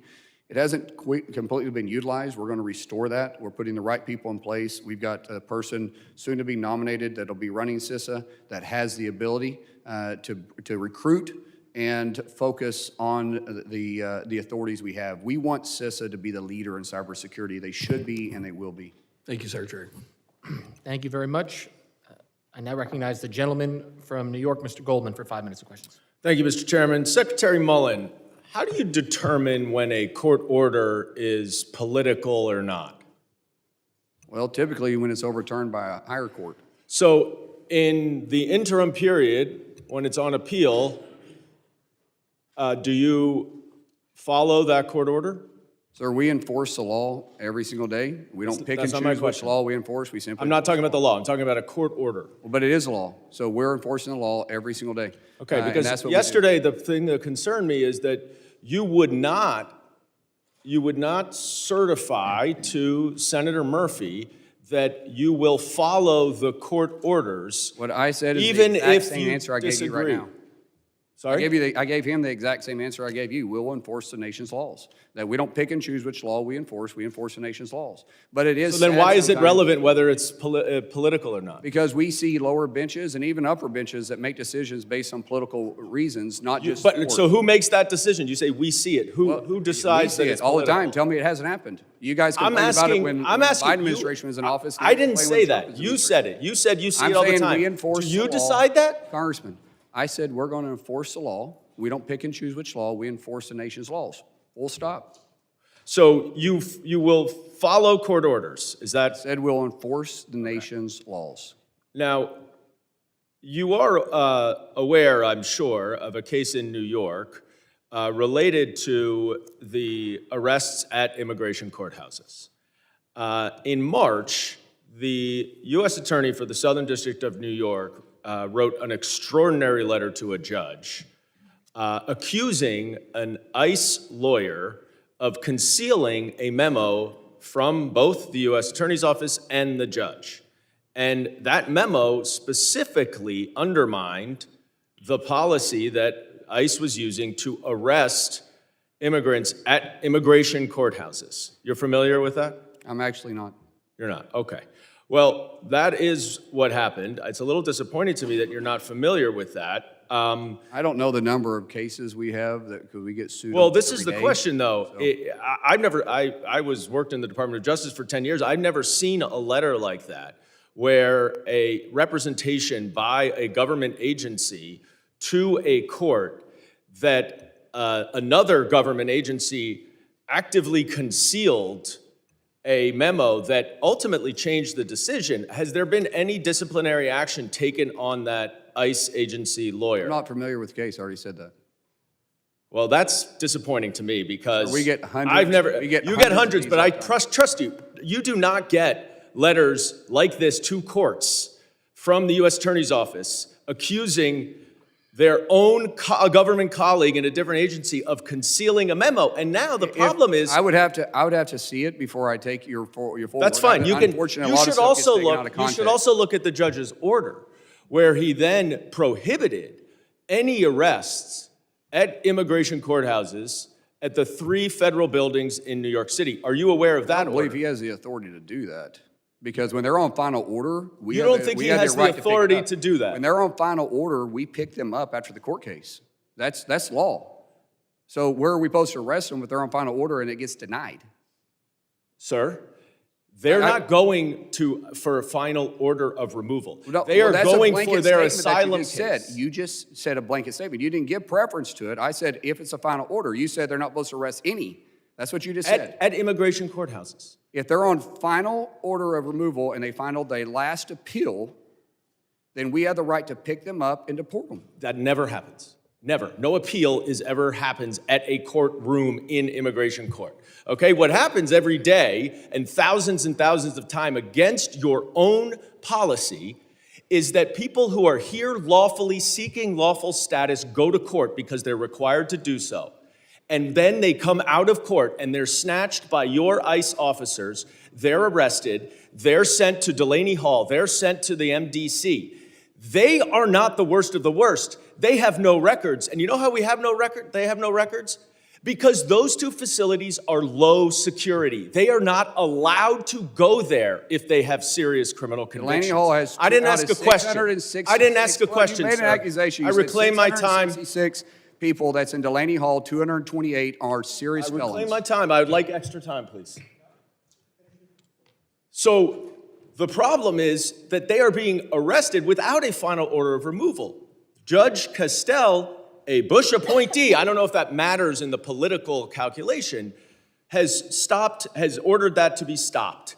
Are you going to stop that same process outside of New York City because it applies equally every single place in this country? The gentleman's time has expired, and I would will, like for I him will, to I will answer remind, the gentleman's time has expired. I will remind the witness that when this is the member's time, when they reclaim it, please allow them to move on. I am trying to hold everybody to the 5 minutes. I'm letting him try to answer when these are important, because these are important questions, everyone. I'm trying to let him answer, but I will still keep order here. So witnesses, when the time is reclaimed, please allow the member to continue. Their time is limited to 5 minutes. It's a And I will- simple question. Can he answer it? No, your time's now expired, and I will recognize the gentleman from... Well, way to run interference. No, your time was limited to 5 minutes, and you started with the statement. I will now recognize the gentleman from Oklahoma, Mr. Burkeen, for 5 minutes of questions. Mr. Secretary, it's truly great to see you in this role. I mean, I think you're doing an outstanding job. I hope that the exchange between Representative Magaziner, Democrat from Rhode Island, I thought that was a really great exchange between the two of you. He paid you a huge compliment, and you paid him a compliment. And you've shown that, you know, the way that even you started this was you didn't go on script, and that's your strength. You straight talk. And then there's also the ability to reason together. And so I just want to commend you for the tenor that you're bringing before this, and I thought his comment and his compliment to you was well-deserved. Because we're going to talk about the budget, and that's why people came here, was to hear you speak, and because of the way that the One Big Beautiful Bill was fashioned on border wall construction, and you know, as someone that was in the House and the Senate, how important it is under President Trump's tenure to make sure that the physical barriers, I want to give you a chance to talk about that and kind of the progress on that for, you know, concerns for this committee. And I'll transition to something else, and I know the people want to hear you. Yeah, so on the border wall, first of all, we are on track to have the primary wall done, completed from the Pacific to Gulf of America this time next year. We'll have all contracts out by the end of this month. We're having great progress. Now, the primary wall is not the secondary wall. The primary wall is the first wall up because of the way the cartels adjust and their criminals and their thugs and their terrorists. We have to push out a secondary wall because they've been going in and cutting the wall, and before we can respond to some of these remote areas, they've been able to get through, because every mile we put up, the bigger or the smaller the choke point gets for criminals across. But we see that, so we're putting 150 foot, some places, sometimes it's smaller than that, for a secondary wall that they got to go over, plus a smart wall, which will tell us approximately how many people are there, if they're carrying a pack, if they're not carrying a pack. The smart wall is pretty impressive, and we can put a drone in the sky and immediately keep eyes on them. So we're well within track. The secondary wall, we feel like if we can continue to have the progress we have and the partnerships we're having, we will probably complete that the summer of 28. And so all of it will be fully completed. Now, weather can play a role in that, but that's being pretty generous with time. I think your construction background is going to be paramount. I have made some trips, and we've been able to look over that wall. Flew over a tremendous amount of it. We have some Democrat members that's had some concerns, some Democrat senators, congressmen, every one of them we try to address immediately. President Trump's safety. If you could talk about it, the things that, you know, we've seen, the multiple attempts attack against him, your role over Secret Service. Secret Service does a phenomenal job, and they're understaffed. We need to hire about 860 agents right now. President Trump, unfortunately, assassination attempts on him have become normal, and it's sad. It doesn't seem like it faces him. He's laser focused on his job. He trusts the Secret Service. I trust the Secret Service. They're the ones that protect me every single day. They are phenomenal people, but they're working around the clock. I just want to point something out, the reason why it's so important to continue funding and keep it pushing forward. In 2028, we're going to have the busiest year for Secret Service in the history of the Secret Service. And just to keep in mind, we're going to have a tremendous amount of governments that's going to be visiting during the Olympics. We're going to have an election year coming up. There's a real possibility we could have 3 presidential details and 3 VP details, and possibly more than that, because if they require us to do it before the convention, it could stretch us thin. That's Secret Service's responsibility to do that. Plus all the dignitaries that's coming in from out of the country. Secret Service provides service for that. And just about every one of these major events, even though DHS has the overall view of it, when you start taking Freedom 250, you start taking the FIFA games, you look at what's going on in the Olympics, the SEER rating, that is the rating of seriousness of protection that needs to be there, that's all ran by Secret Service. Now, we partner with them, but they are stretched thin. And we're going to have to plus their budget up significantly to be able to allow them to meet that threat coming towards us. Given 30 seconds, regarding the task force that was set up about trying to find more greater means for efficiency with FEMA, as someone who's from Oklahoma, who readily knows how Oklahoma is often impacted by weather events, you got about 10, 15 seconds here. Anything you can tell us about the progress of that task force? Yeah, we're going to have to restructure the way FEMA operates and push it closer to the states. The dollars that get to the states, they can do it cheaper and more efficient and faster than FEMA could ever do. FEMA was never designed to be the first in and last out. They were there to support the state and the local community on their bad day. Gentleman yields back. I now recognize the gentlelady from Illinois, Ms. Ramirez, for 5 minutes of questions. Thank you, Chairman. I appreciate it. Secretary Mullin, you have been now in office for 71 days. And you've been in this new role in 71 days of your watch. And I'll be honest with you, my office is getting more of the same. As you can see in the posters, I'm not going to go into details here because I want to really focus on questions with you. So my questions are going to be yes or no, because I want to be able to go through a list of them. First one, Secretary, as a former member of the House and Senate, are you clear that members of Congress have statutory oversight authority over federally funded detention facilities? Yes or no? I do, with proper notice. Yes. When we're in a The answer is yes. shutdown, I'm it gonna takes move a on little to the bit next more one. time, I'm and sorry. all of our shut down I'm right reclaiming now. my time. I'm going to go to the second question here. Yes or no? Given that Senator Andy Kim was acting within his statutory oversight authority at Delaney Hall, would you retract your comments that a senator probably shouldn't have been there? Yes or no? Would you retract them? Andy Kim and I have visited multiple Yes times. or There is no, no yes or no on Secretary? that. If you don't, I can sit I'd right like here to and not reclaim answer my any of your time. questions if it's going to be Chairman, yes or I'm no, reclaiming my because time there's a again. backstory Thank you. behind that Andy Reclaiming Kim my and I time. talked multiple times, and we let him in the Chairman? Congress Center that day. Thank you. These I wanna yes go or on no to the questions, next one. Chairman. Chairman? You can't, Chairman, these aren't yes. I am the member. Suspend. I'm glad. I agree. Somebody We need to elected stop- you. We need to stop. We need to stop the clock. I said suspend. I said suspend. Okay. Again, the members are entitled to ask questions. The witness is entitled to answer them. He is here voluntarily. The members are entitled to ask their question. They cannot limit his answer. If they say yes or no, and it's not a yes or no question, they want to Chairman, if he's reclaim their unwilling to time. answer, we're reclaiming and we're moving on, Yeah, if you, correct? that's the fine. rule? You can reclaim your time, that's fine, but do not, you get to ask the question, the witness gets to answer it. You do not get to Chairman, tell can I him reclaim how to it? Does he answer. stop speaking? It's still suspended. Okay, but this is for everyone, this is for everyone, not just you. Again, we can add, because you did add, I think 10 more seconds back onto the clock. It's more like 20. 46. 10 more seconds back onto the clock. So we're going back to another question. Let's get it, Let me let's know when we're get ready. everything set, and then I will let everything start again. 346, please. So, Secretary, are you familiar with the ICE National Detention Standard, Standard 4, Food Service, that establishes that food in ICE detention must be nutritious and hygienic? Are you familiar with the standard? That's a pretty easy yes or no. Are you Yes, I familiar am. with the standard? Thank you. So, given ICE's standards and reports of decaying food confirmed by congressional oversight, would you retract your comments dismissing detainees' concerns about rotten food as a desire for ethnic food? Would you retract those comments? I didn't say rotten food. I said they wanted ethnic correct food, and I said this isn't a Holiday Inn. We're not providing that. But So we you're did not release a retracting- menu, and if you saw time, if you look time to look at the So menu, you're you not can see it's retracting pretty your good comments? food. Okay. So let me just make sure I clarify. These questions were important because I know it shows this. You've been in Congress before, you've been in the House and Senate. You understand the separation of powers. You know Congress's role. You understand that there are rules and standards that you're required to follow. You've been saying this in the last 45 minutes we've been here.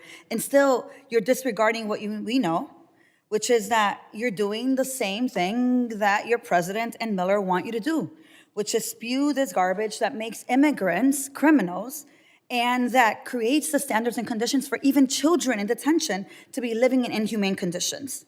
You know what I call that? I call that being a tool. And let me tell you the impact of these actions.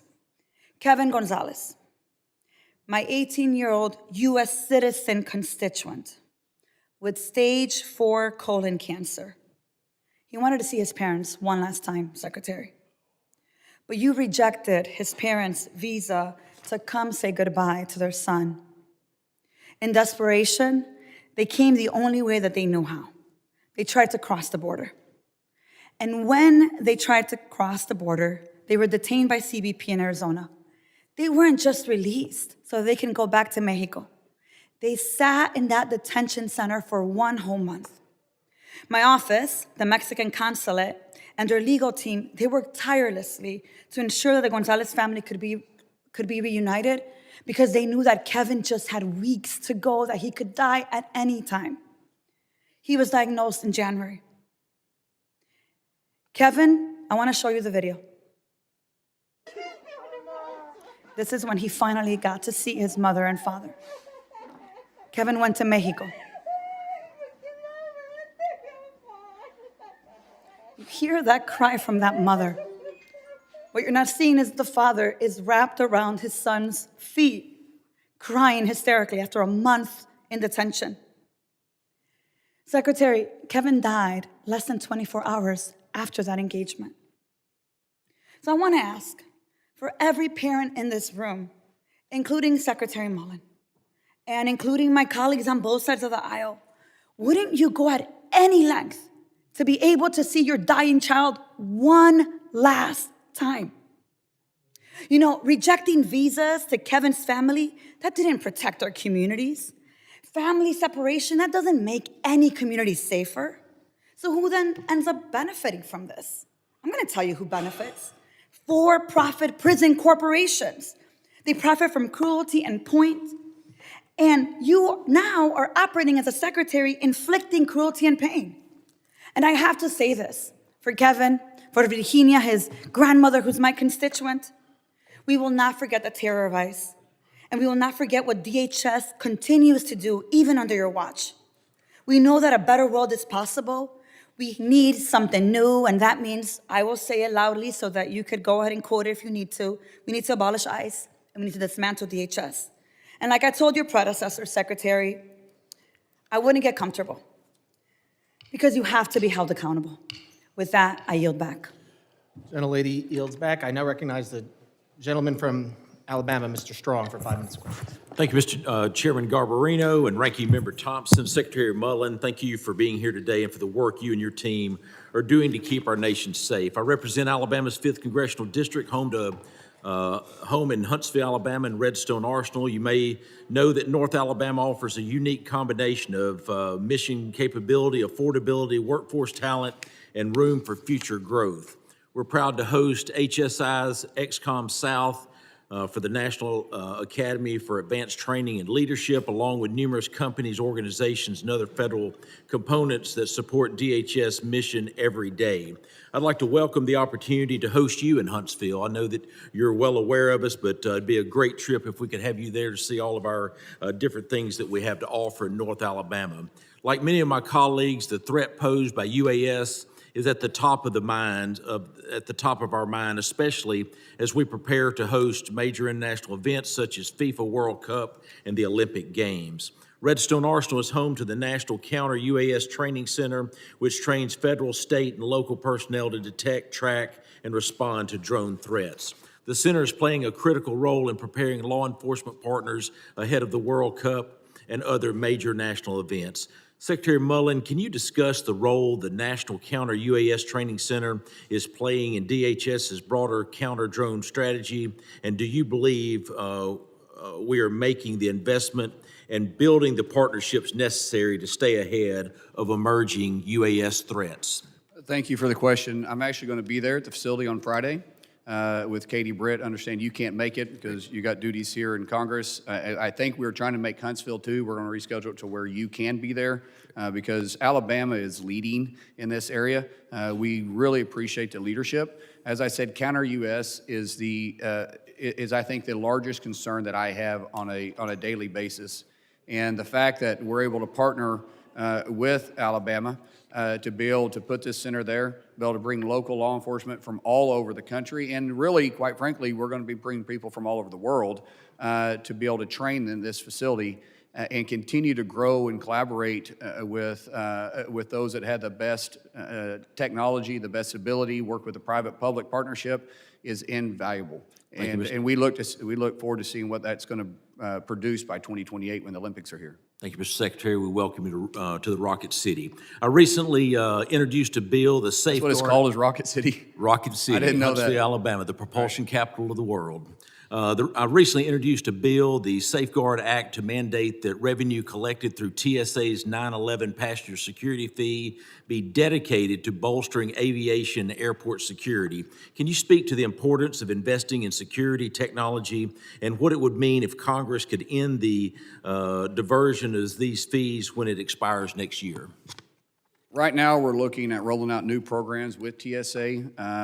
TSA they touch more Americans and more people on a daily basis than any other government agency. And the top 20 or the top 10 of the top 20 airports that operate within the United States is actually privately ran TSA agents where we reimburse them for. But we only reimburse them for personnel. What we're doing now is we're going to roll that out even farther and partner with public companies, private companies, to be able to bring in technology and have it run smoothly without decreasing our security, but increasing our security. There's a lot of technology that's out there that we're just not utilizing. We feel like when we really bring in the private sector, we'll be able to expand and be ready. Once again, we have 5 to 7 million visitors coming in for FIFA. We're going to have more than that in 2028 during the Olympics, and we need that process to continue to move without interruption. I believe that it's about $5.50 per direct flight going anywhere. And what I want to do is get that money, just like you've said, where it's doing great things for safety. Switching gears, I want to commend DHS and the administration for their continued focus on strengthening operations and addressing the challenges along the southern border. Given the scale and the complexity of ongoing border security efforts, does DHS currently have the internal expertise and operational capacity needed to execute its large-scale initiatives on time? Are you specifically talking about the wall? What we're seeing there to carry out those initiatives, from protecting the southern border, the construction of the wall, those dollars that we've approved here. We see the cartels are adapting right now because they had luxury city availability during the last administration where they didn't have to invest in technology. They simply walked across, drove across, and rode across. And so what we're doing now is we're seeing that we discovered a tunnel for the first time recently in many years, and we're seeing more drone technology. So we're adapting, but we have the ability, and we definitely need more resources. Thank you, Mr. Secretary. Mr. Chairman, I'll yield back. Gentleman yields back. I now recognize the gentleman from New York, Mr. Kennedy, for 5 minutes of questions. Thank you, Mr. Chairman. Nurul Amin Shah Alam, Secretary Mullin, does that name mean anything to you? I'm sorry, repeat that? Nurul Amin Shah Alam, does that name mean anything to you? No, I don't think so. Okay. I'm very saddened, heartbroken, and disgusted by that, quite frankly. Mr. Shah Alam was here lawfully in our country, arriving in Buffalo, New York, as a refugee in December of 2024 with his wife and children. He and his family were in search of the American dream, a life free from persecution, free of genocide at the hands of their government, free from crimes against humanity, unimaginable to those of us that are lucky enough to be born in our free country. Mr. Shah Alam was promised a fate far different from what he'd been subjected to in Burma. Instead, his 14 months in the United States came to a tragic end following his release from your department. On February 19th, Mr. Shah Alam was detained by DHS. DHS agents determined he was here lawfully, and upon release, they dropped him at a closed coffee shop in Buffalo, New York in the dead of winter. That night, agents left him without proper clothing, without the care of his family, without any resources to find safety in near freezing temperatures. He was blind, disabled, spoke little to no English. His family, who filed a missing persons report days later, had no idea of his whereabouts or that he'd even been released. Tragically, Mr. Shah Alam was found dead 5 days later on February 24th, 2026, on a street in the unforgiving Buffalo winter, 5 miles from his home. I just want to say that I am familiar with this case. His death was caused by a stress ulcer, dehydration, and hypothermia, and it's been ruled a homicide. In the days following his passing, DHS claimed Mr. Shah Alam was dropped at a warm, safe location. DHS said he showed no signs of distress, mobility issues, or disabilities requiring special assistance. So, Mr. Secretary, yes or no, would you say that someone who's blind, has severe mobility issues, and who speaks a specific non-English dialect generally requires special assistance? First of all, I need to correct my answer. I am familiar with this case. It is under investigation, and that's all I can say about it. And would you say that the back of a dark parking lot in a closed coffee shop on a winter night in Buffalo without proper clothing is a warm, safe location? It's under investigation, sir. The family of Nurul Amin Shah Alam, the Burmese community, the people of Buffalo, refugees in every community in our country, and every single American deserves answers from your department. I've sent multiple letters to your department, including the day after you were sworn in on March 24th, demanding that DHS open an investigation into this case. I've received nothing in return. I just told you twice, it's under investigation. Okay, so why wouldn't you explain that and answer very simply in some sort of public response to the American people over 2 months ago? Over 2 months ago when this letter was written, and over 3 months ago when this man was found dead, and the last people that had any contact with him that we are aware of were your department. I apologize for not responding to you in 2 months. We want to really lean into that. In the past, I don't think this department underneath anyone's leadership has been real responsive to Congress. I have changed that. We are trying to be as responsive to anybody that calls me, reaches out to me. That's not acceptable, 2 months. I agree with that. But we could have easily told you it was been under investigation. So will you commit to providing my office and the people of this country with a timely response to my March 24th letter? I just answered the question for your letter. If you want me to put it in writing, I can put it in writing for you. We want it in Give me writing. a piece of paper, I'll put it down for you. Yeah, we want the American people to see what your department is doing. So this committee deserves answers. The people of this country deserve answers. Your predecessor, Kristi Noem, ran this department straight into the ground. Her conduct as secretary disgraced the brave career law enforcement officials who signed up to work at the Department of Homeland Security to protect their fellow citizens. Since you became secretary, what have you done to change the culture of your department and ensure the actions of all DHS officials are consistent with the Constitution and our values as Americans? Underneath the previous administration, they took the teeth out from our law enforcement and DHS. My predecessor and myself were enforcing the law of the land, not turning a blind eye to it, and that's what Markwayne did. He turned a blind eye to it. Your predecessor is no longer here. She disgraced this department, and it seems like you are following right in her footsteps. Under your leadership, That is DHS not true. has Don't left accuse me of something that's not detainees true. Without Sir, food. you can or say all you medical want, care, but don't accuse me of defy something that's not congressional accurate. You can sit there and tell oversight, lies all day long, and all it ice is is into a every lie. corner. Gentlemen's time. That's a flat-out lie, and you No, know it's a thank flat you. lie. That's a lie. Gentlemen's time. That is right. That's a lie. You know, Gentlemen's time is expired. We will. You know that's a lie. That's a lie. You know it's a lie. Mr. Secretary, please, everyone. We will continue to do this hearing like we have done the ones in the past. I'm asking everyone, please, questions, answers.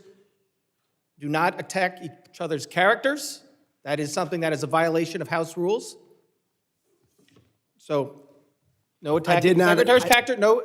I did not attack his character, I'm Mr. Chairman. just saying the statement is for I everyone. simply stated facts about the department. What I'm saying That right is now not a is. fact. You can't point to a single fact Excuse that me. that's accurate. Wait, Mr. Chairman, I think the point is, if the witness is not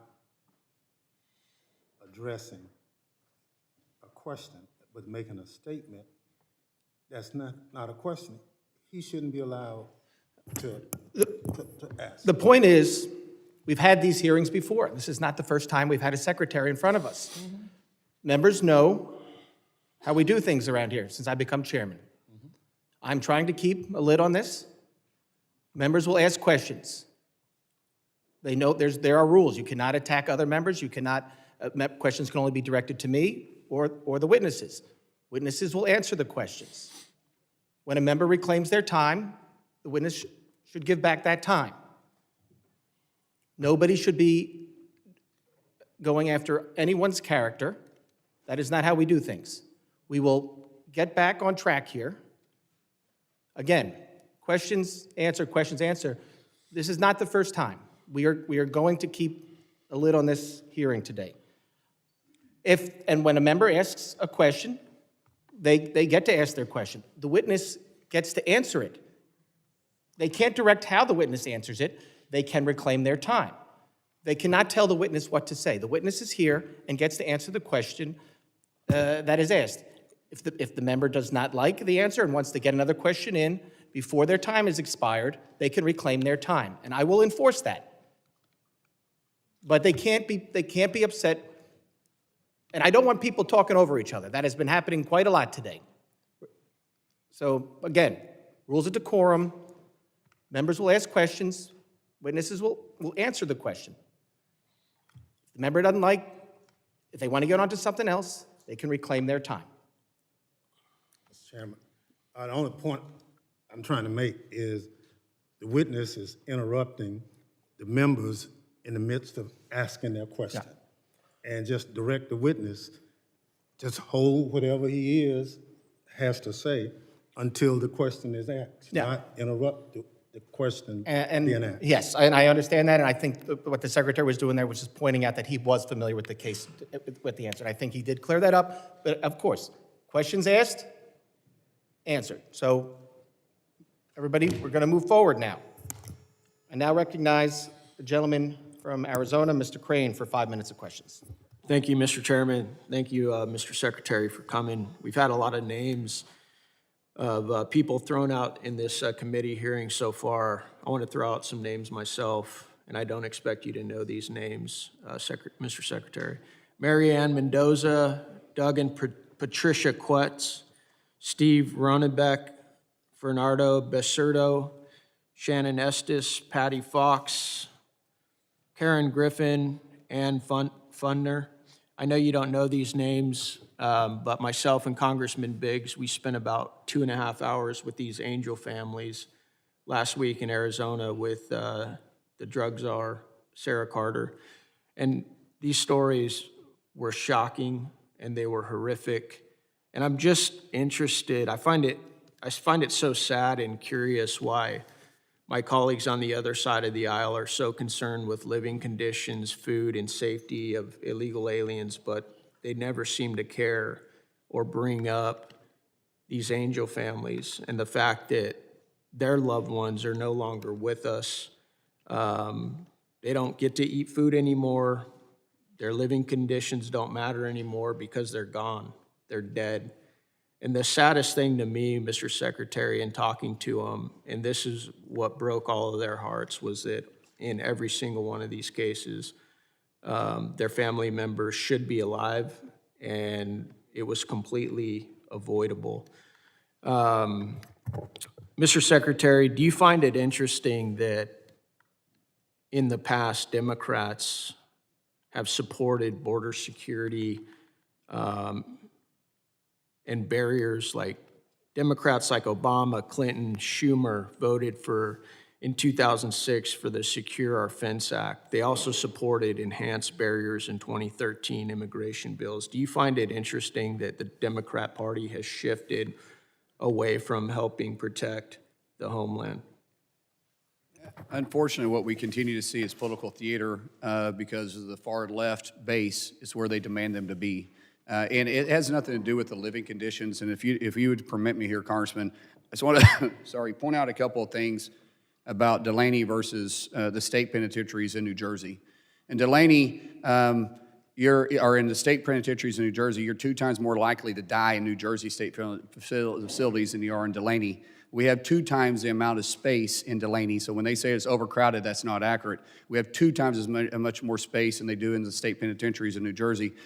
We have 2 times the medical personnel based on individuals that are in the Delaney versus the state penitentiaries. When you start talking about horrible conditions, in the Northern State Penitentiary, the Garden State Youth Correctional Facility, and in the New Jersey State Prison, they have horrible conditions. Let me just talk about this Garden State Youth Correctional Facility. They receive citations for filthy conditions in the kitchen, standing water, rodent and insect infestation, and expired fire extinguishers. In Northern State Penitentiary, they have multiple violations for continuing flooding, raw sewage, wastewater spillage, and lack of temperature control that they've never fixed. Not one of these individuals have ever protested about what's happening in their own state yard, or backyard.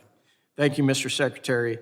It was interesting because several of my colleagues earlier on in this hearing brought up DHS supporting white nationalism. Do you remember a couple of members pointing that out? And then you actually brought up something, you said, you asked one of my colleagues if he had endorsed the Senate candidate from Maine, Mr. Plattner, I believe his name is, who's a Nazi sympathizer. I actually looked it up. He had not endorsed that individual, but certain members of Congress had. And I'm going to read those names for you. Bernie Sanders, Elizabeth Warren, Ruben Gallego, and Martin Heinrich, and Ro Khanna have all endorsed this Senate candidate from Maine. Do you find it interesting that all these accusations and targets of DHS and white nationalism are being targeted at you, yet their party continues to support this Nazi sympathizer running in Maine? It's hypocritical at best. Thank you. Yeah, that's what I thought. I want to move on to tunnels real quick. I know my time's running out. You guys just discovered a big tunnel. What are you guys doing to make sure that the cartels aren't going underground, since we've done a good job in stopping a lot of what they're trying to send through the ports of entry and at the ports themselves? As you know, this is the first tunnel that was been discovered in many years. We're deploying technology all around there for this because we see that we're forcing them underground because of President Trump's policies. Gentleman yields back. Now recognize the gentlelady from New Jersey, Ms. McIver, for 5 minutes of questions. Thank you, Mr. Chairman. I ask unanimous consent to enter the SOS letter signed by 300 plus detainees of Delaney Hall into record. Without objection. Thank you so much. Secretary Mullin, have you ever had a visit to Delaney Hall for an oversight visit? No, I have not. Thank you. The Department of Homeland Security was meant to safeguard the people, our homeland, and our values with the legal obligation to observe the basic human right and due process for everyone on U.S. soil. We have seen former administrations support transparency and cooperate with congressional oversight. Unfortunately, Trump and his administration are doing the exact opposite. This is a humanitarian crisis happening in my district at Delaney Hall Detention Facility in Newark, New Jersey. We're talking about Newark, New Jersey, Delaney Hall Detention Center.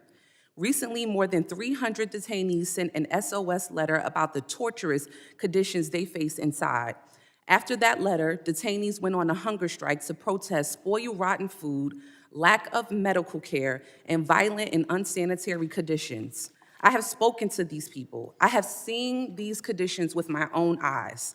Detainees and their families have told me that the food served inside Delaney Hall is green and rotten, even containing live worms. They report that shower walls are covered in black mold and that toilets are backed up in what can only be described as an overflowing sewage. They are not given adequate cleaning supplies, and they are told that they must use paper towels and their own toothbrushes sometimes to try to get the facility to a safe level of cleanliness. Detainees and their families also share horrific accounts of being dumped into solitary confinement cells after surgery for medical observation and remaining there for months without any actual medical care. There are three detainees currently right now at Delaney trapped in this medical isolation right now. Sometimes when I visit, no doctor is present. No doctor. When the doctor has been there, they have known almost nothing about their patient's care. There were pregnant women in there without getting any OBGYN care, that the doctor didn't even know where they go for outside services. Tragically, 2 pregnant women miscarried after their emergencies were dismissed as psychological frenzies by GO staff. Additionally, when they tell members of Congress about these conditions, when they participate in hunger strikes, when they try to seek help, they face retaliation in this facility and from ICE. Communication access is revoked, visitations are cut, and even worse, things happen to them.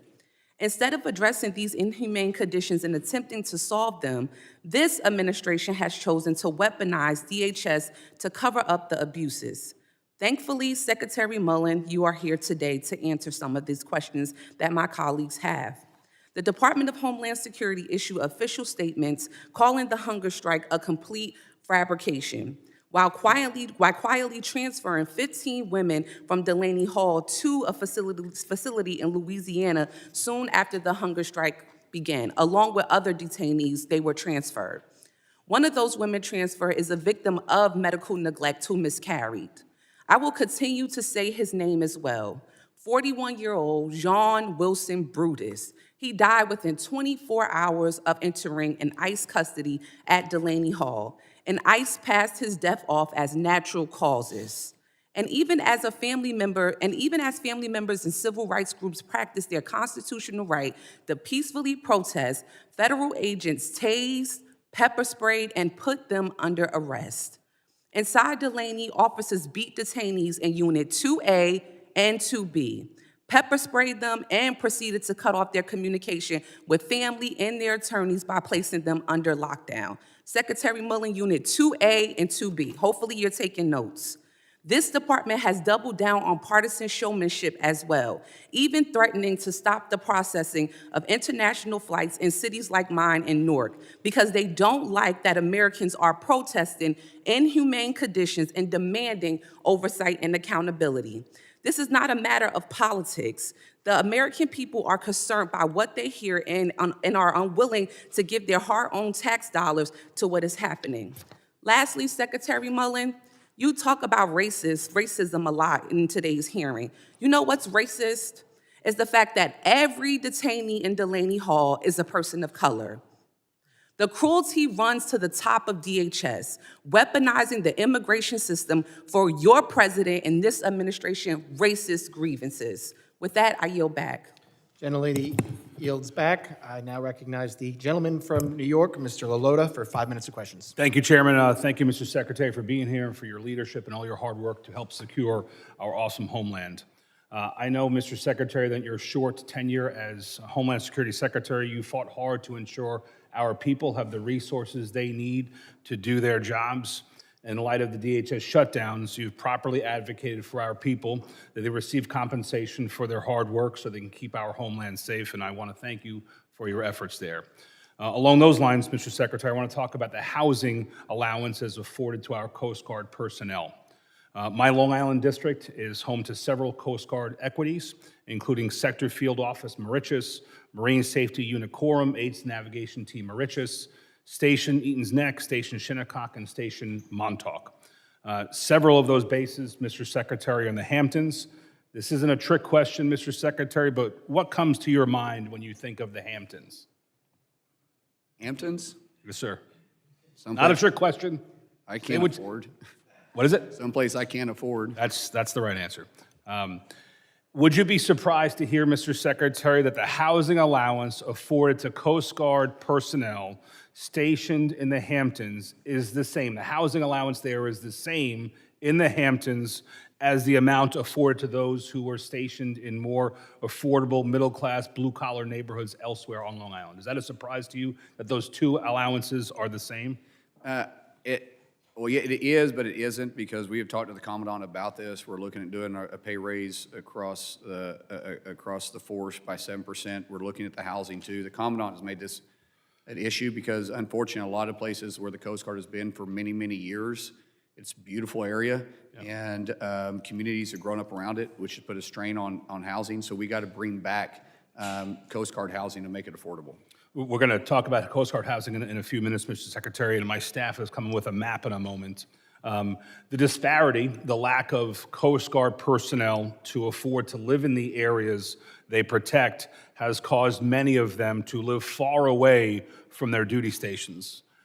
Good here. The map, as you can see, Mr. Secretary, shows that some of our coasties stationed on the South Fork of Long Island and Montauk in particular have to live a good hour and 40 minutes one way, almost 3 hours round trip, sometimes 4 hours round trip with bad summer traffic.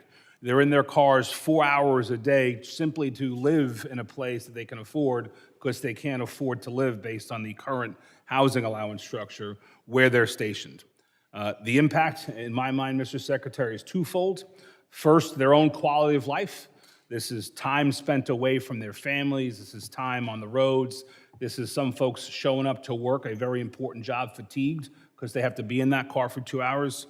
Second, as it relates more directly to the mission, it's a harm to recruiting that I've heard in my couple of years of visiting these bases, that a lot of coasties don't want to take orders to some of these Coast Guard stations because they can't afford to live there. Their kids can't go to the local schools. They have to go far away. And the recruiting efforts are damaged. And when we don't get the best coasties on Long Island, the mission gets degraded.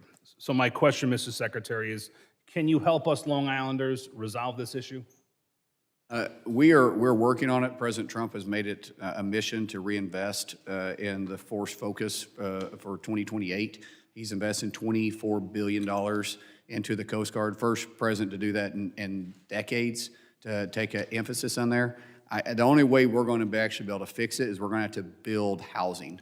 It's going to be very difficult to fluctuate the Let me ask you about housing as my 1 minute at time starts to wind down. Right now, there's a Coast Guard property. I don't expect that you know all the different Coast Guard properties throughout the nation. There's a Coast Guard property in my district at West Hampton Beach. It's not a small property. It includes 24 units, 2 single-family homes, an office, a workshop facility.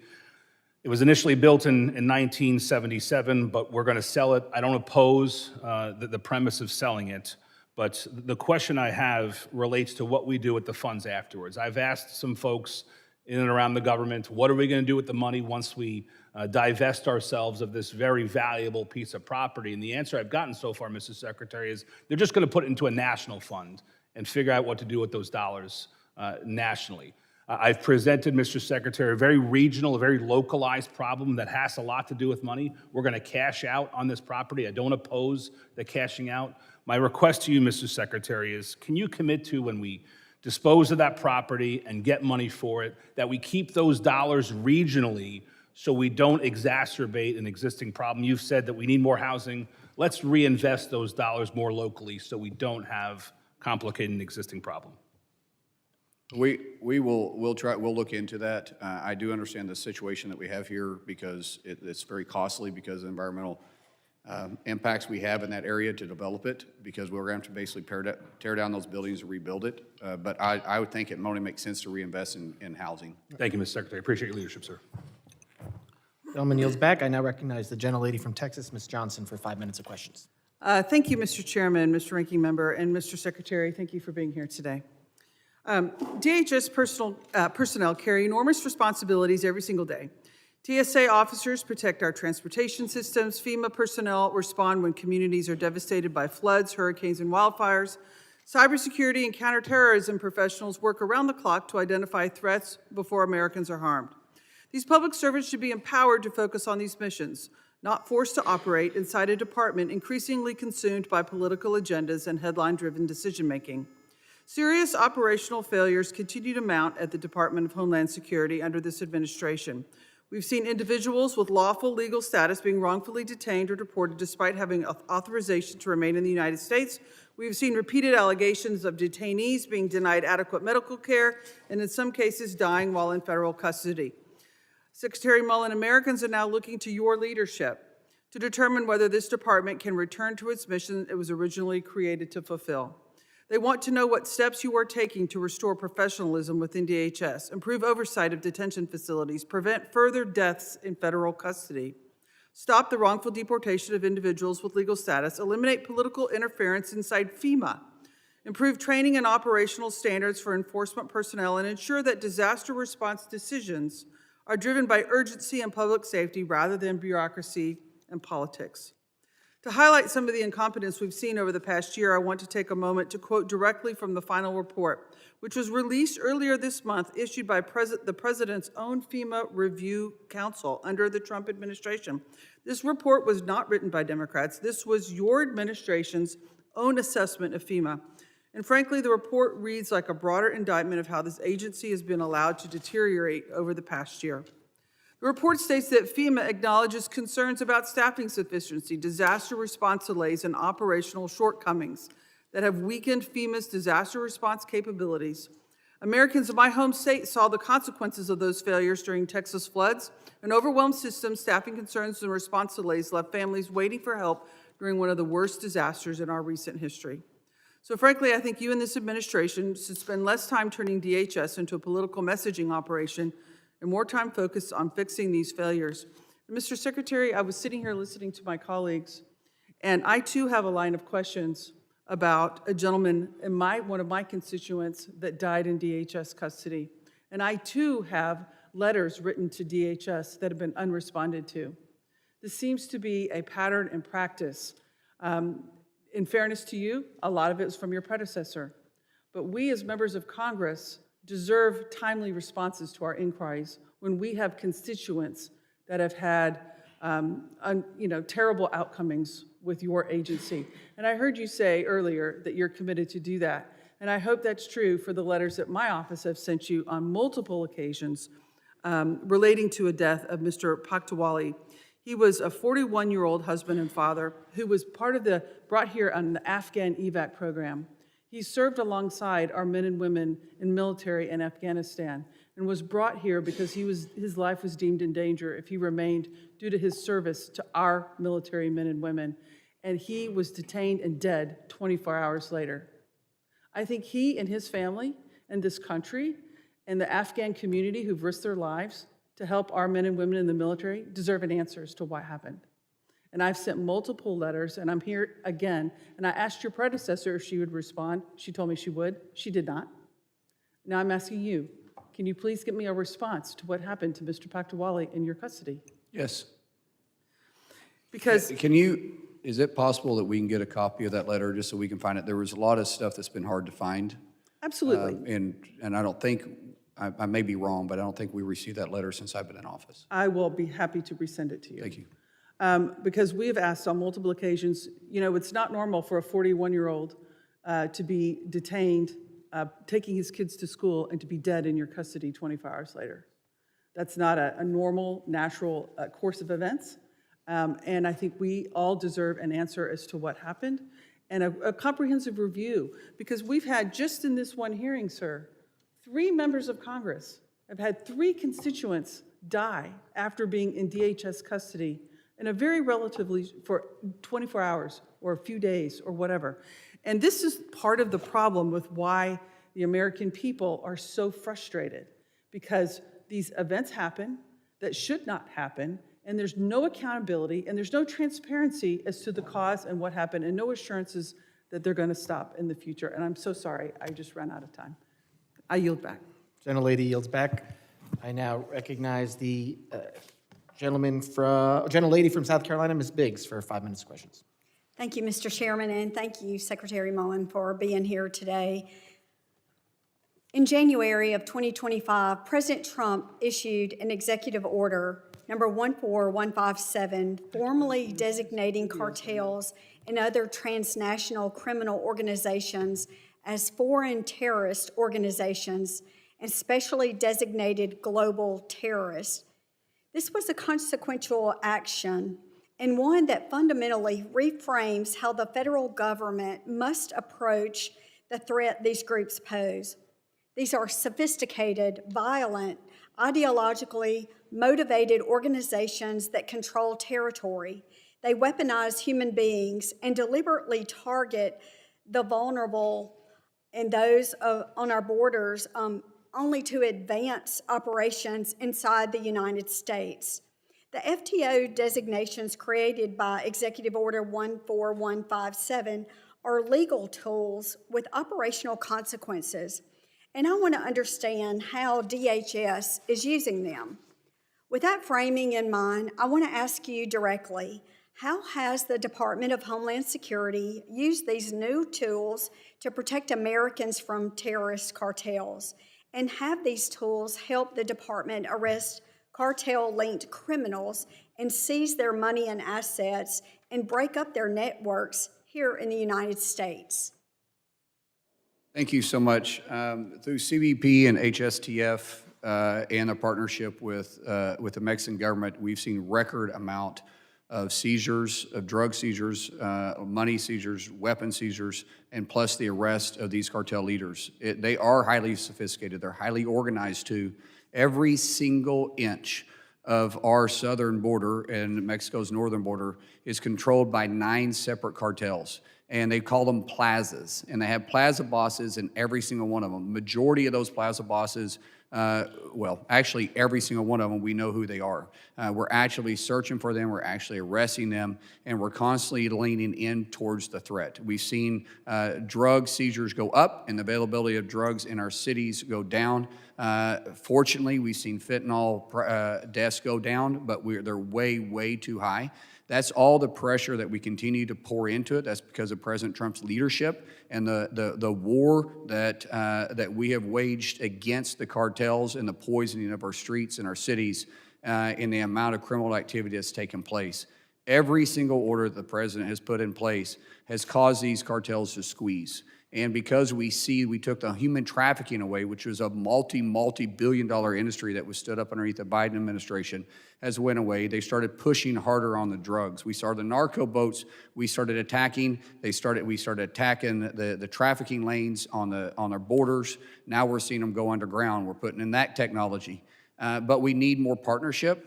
And I just recently returned from Mexico City, speaking with President Sheinbaum and her cabinet about the cooperation. And I will tell you, we've been impressed. They have been very cooperative, way more cooperative than the last administration, but they still believe in their sovereignty, and we have to respect that. Well, thank you so much for your efforts. I know there has been a lot done, but we still have a lot of work to do. I represent a district that covers between Atlanta and Charlotte, Interstate 85, and we have seen trafficking of drugs and people, as a matter of fact. Huge trafficking human trafficking corridor right there, as you're aware of.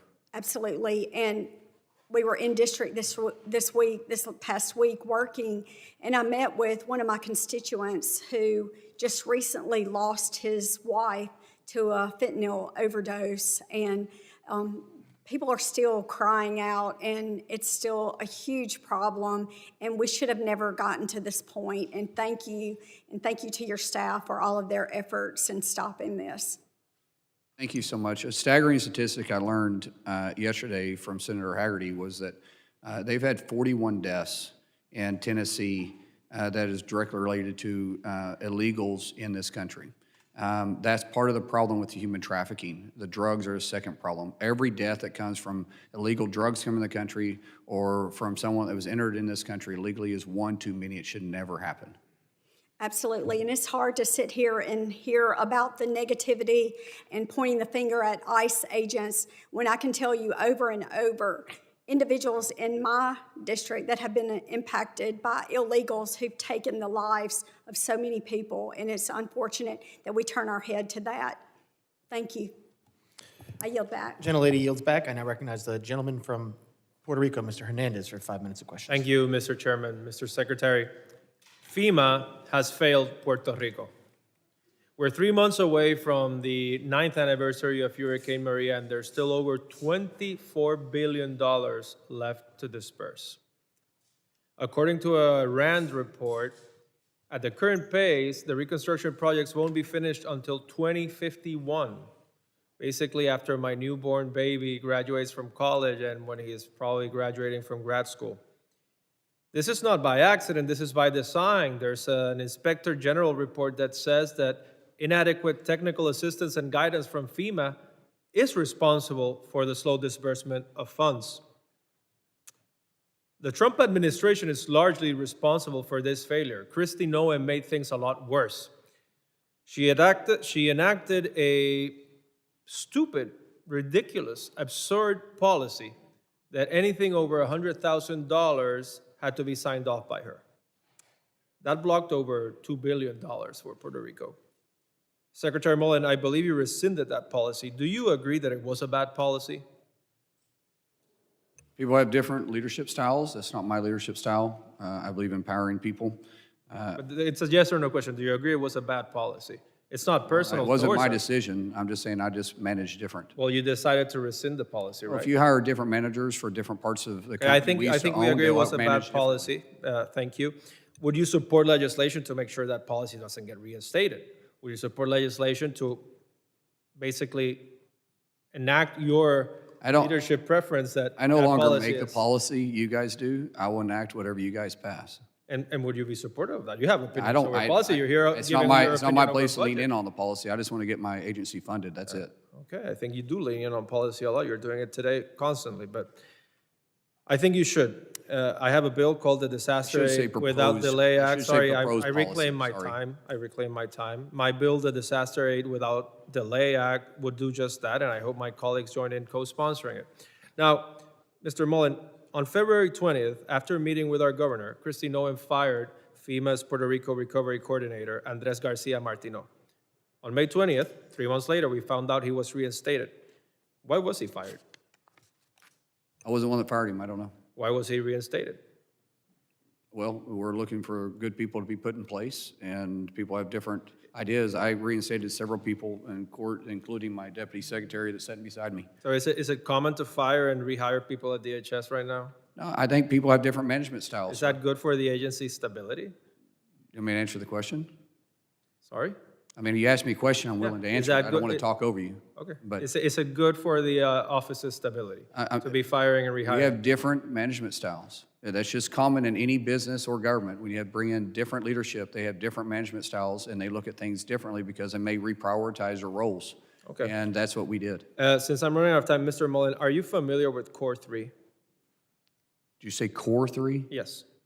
I don't know if I am or not, sir. Okay, it's a central office for recovery, reconstruction, and Oh, yes. resiliency that manages FEMA funds for Puerto Rico, the largest amount in history. So a month ago, Core 3 announced that FEMA approved an extension for the period of performance for almost 600 disaster reconstruction projects in Puerto Rico. Are you familiar with the term period I of am. performance? I Yeah. am.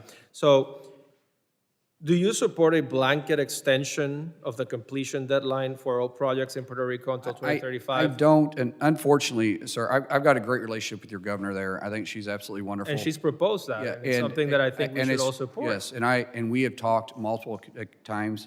Unfortunately, we found with rebuilding this grid in the first go-around, and including through the Biden administration, is a lot of the funds that we were awarded through FEMA just wasn't getting to where they need to go, and why the millions of dollars have been spent, you couldn't see the progression like you would here inside the states. So would We you had to say- stop and say, listen, there must be fraud going on, or they're incapable of doing it themselves. And let me reclaim my time, and I appreciate that answer.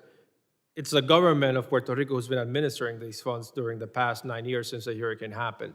So would you say that this fraud is occurring under those governments of Puerto Rico? No, I'm not saying that. I'm saying that we're putting in safeguards. We're relooking at the program to make sure that it is used for its intended purpose and not have the broad abuse that it could take place the way it was written But before. then do you have a lot of proof of abuse? Sorry? Do you have proof of the abuse? Well, we're still looking into that. Yeah, because According we to the don't last want to, we don't want administration. to, I'm sorry, but I'm running out of time. We don't want to wait more. We've waited too long. At the current pace, you're going to make us wait until 2051. Your agency is responsible for this problem. Your agency is responsible for We're not fixing this responsible problem. for the failed system, sir. And- The failed system in And Puerto Rico was abused your for agency many should years. do more to make sure the reconstruction of Puerto Rico is finished in a timely manner. Thank you, and I'm out of time. Gentleman yields back. I now recognize the gentleman from Colorado, Mr. Evans, for 5 minutes of questions. Thank you, Chairman, Ranking Member, and of course to the Secretary for coming today. And thanks to the new administration and Republicans in Congress, the border is secure and our homeland safer. Unfortunately, in places like Colorado, sanctuary states and sanctuary cities and their soft on crime policies are continuing to endanger communities. In Colorado and Denver today, homicides in Denver are up 50% compared to this time last year. Colorado's got 2% of the nation's population, but 10% of the human trafficking in Colorado. And we're one of only a handful of states in the country where overdose death rates are going back up again. And so, Mr. Secretary, we know who's responsible for a lot of that. It's the cartels, the foreign terrorist organizations, the organized criminal enterprises. And that's why I support policies to identify and dismantle these organizations that are bringing death and poison into our communities. And so my question to you is, Mr. Secretary, you mentioned it earlier, deporting the worst of the worst. How are you prioritizing immigration enforcement resources on these terrorists, criminals, drug dealers, gangbangers, and how are sanctuary policies impeding your efforts? Sir, there's a couple answers in this one. First of all, the 287G program, where we partner with local law enforcement and state law enforcement, really helps put the pressure on these illegals. It's where we reimburse a local community, the state, for equipment, for hours that they put in to help go after the worst of the worst. We don't see that cooperation in throughout Colorado because of Governor Polis's policies. We also have a huge issue with the lax banking policies in the state banking system with the drug trafficking. It creates a safe haven for money laundering to take place throughout Colorado, and we see some of the worst places in Denver.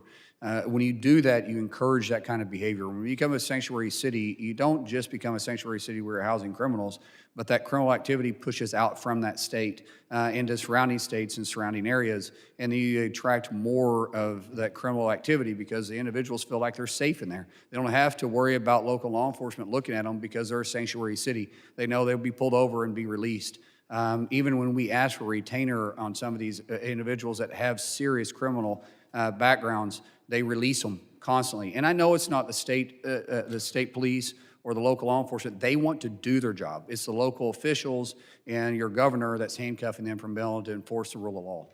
Thank you, Mr. Secretary. I wish we could have 287G programs in Colorado, but ruling Democrats explicitly outlawed those.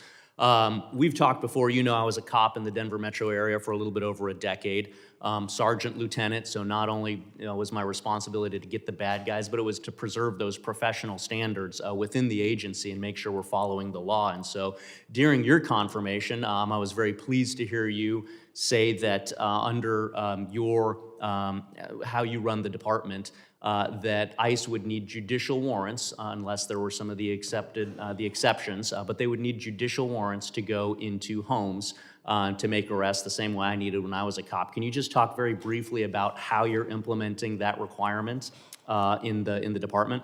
Yes, if we're going to be entering a business or a house and we're not in pursuit currently after the individual, we want a judicial warrant to go in there. There's two things that happens, right? It covers the officer that's walking in the door just in case something takes place. It also assures us that we have the authority to do so what is deemed necessary to get the fugitive we're after. So we want to make sure we have cover, but there is exceptions. The administrative warrant can be administrated if the individual is avoiding us by running through places of business, running into an apartment complex, going through a door. We feel like they're a danger. We've got to enter in there. We don't have time to stop. If we're going to knock on your door at 3 o'clock in the morning, though, we'll have a judicial warrant. Glad to hear it. There's Supreme Court approved exceptions to the judicial warrant. You got to learn them in police academy. It sounds like that's exactly what you're referring to. Exigency, fresh pursuit, things like that. Final question to you. I got a lot of constituents in my district, farm workers, youth ministers, nurses, grocery store business managers. They've been living and working legally in the U.S. for decades with visas, but because Biden threw the borders open and flooded the immigration system, a lot of these folks that are legal are having trouble renewing their visas, and so would love to work with you to be able to find ways to help expedite these approvals so that we can keep the American economy working and keep those employers working. Last 15 seconds to you. We would applaud any assistance you could give us, any assistance that Congress could give us by passing new policies to help us streamline this would be wonderful. But unfortunately, we haven't upgraded our immigration, true legislation since 1959, and it needs to be updated today. I'm out of time. Yield back. Gentleman yields back. I now recognize the gentlelady from New Jersey, Ms. Poe, for 5 minutes of questions. Thank you, Mr. Chairman, and thank you, Secretary Mullin, for being here. Let me just begin real quickly by following up on something that you've recently stated.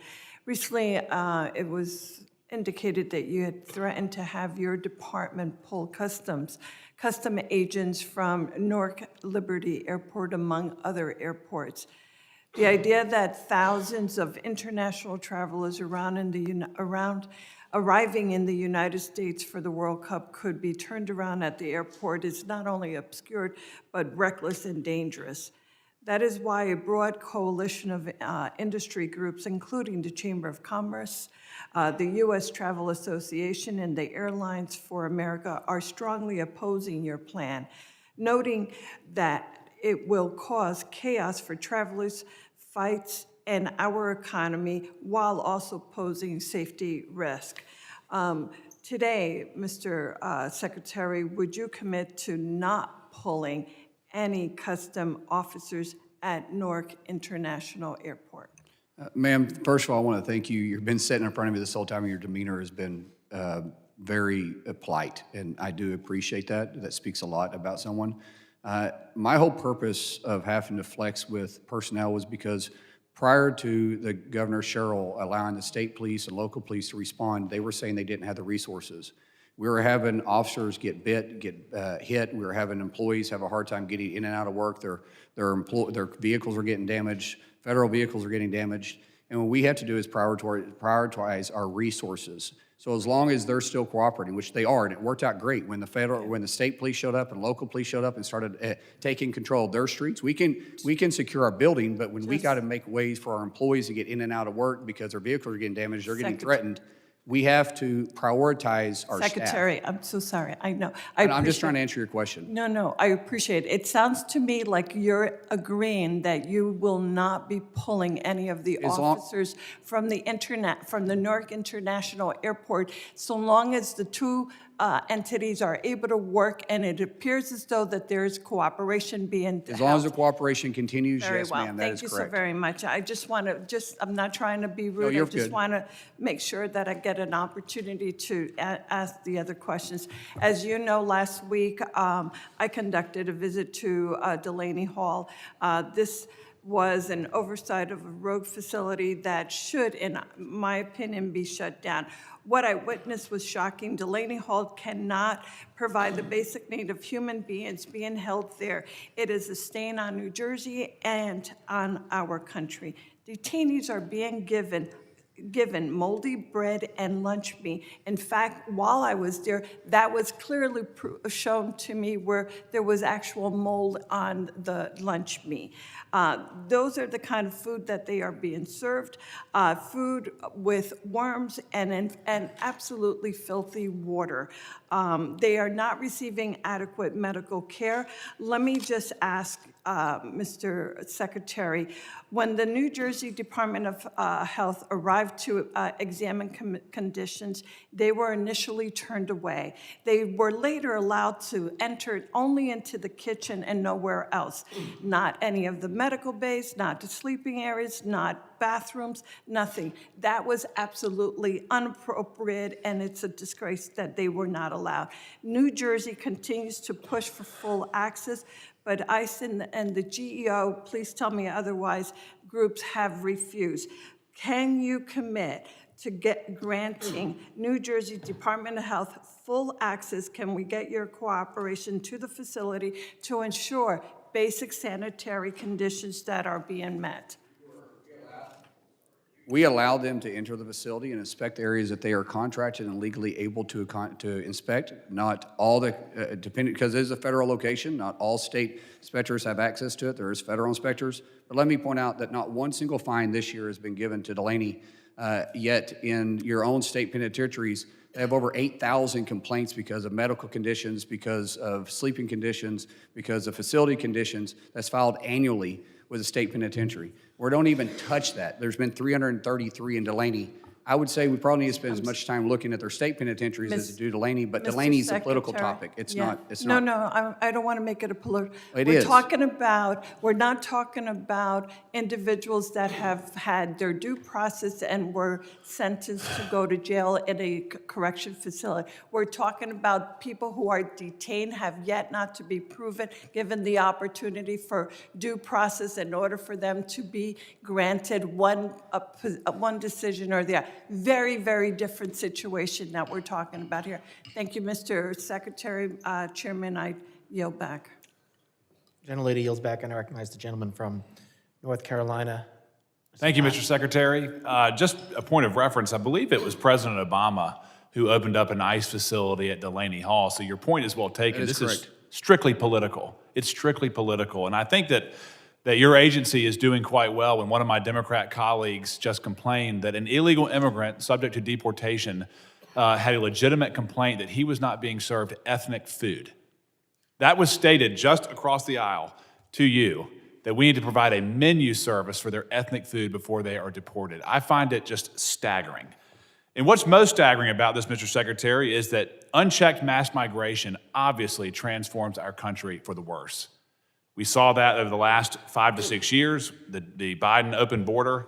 It was felt in every pillar, every corner of our country, but it remains integral to the Democrats and their policies. They're still defending it, they're still promoting it, they're still fighting for it. And when you look at the effects of it, it's very obvious that mass migration robs Americans of a whole lot, of the American dream, of public safety, of good schools, of affordable health care. Mass migration will transform this country for the worse, yet they still defend it. And from where I sit, sir, I don't know why they continue to defend it, but there's really only 3 reasons that someone would defend mass migration. The first, big business wants cheap labor. The second, nefarious political motivations, starting with congressional apportionment and then with the mass amnesty voting bloc. And then second, some type of twisted ideology that Americans owe the world free healthcare, free schooling, free housing on our soil. And I find every one of those justifications disqualifying. Thank you for your partnership in trying to get this problem under control. And I want to give you a chance to respond to some of the unbelievably slanderous accusations that you have been the recipient of at this hearing. First, that those who are resisting you in New Jersey and elsewhere in sanctuary jurisdictions, that they are peaceful protests. Your response? That's absolutely not accurate. And I think when the state police showed up with their riot unit, by the way, phenomenal group of guys, real professionals, they recognized really quick that these weren't peaceful protesters, and they took action because of it. In fact, the next day they showed up with a bus to start arresting the individuals. And when we saw them respond, with the cooperation with local government, we got the rioting, not protesting, we got the rioting under control. Yep, this is criminal activity, it's organized, and it's funded by far-left agitators, isn't that correct? We saw sorry, my guys. We saw Antifa flags being flown. We were doing facial recognition out there. We saw individuals coming in from Portland that had organized those riots. And we were in the process of tracing down the funding, which was funding this rioting, not protesting, rioting. It's criminal. Secondly, one of the most disgusting but common accusations is that your agency exercises white supremacy.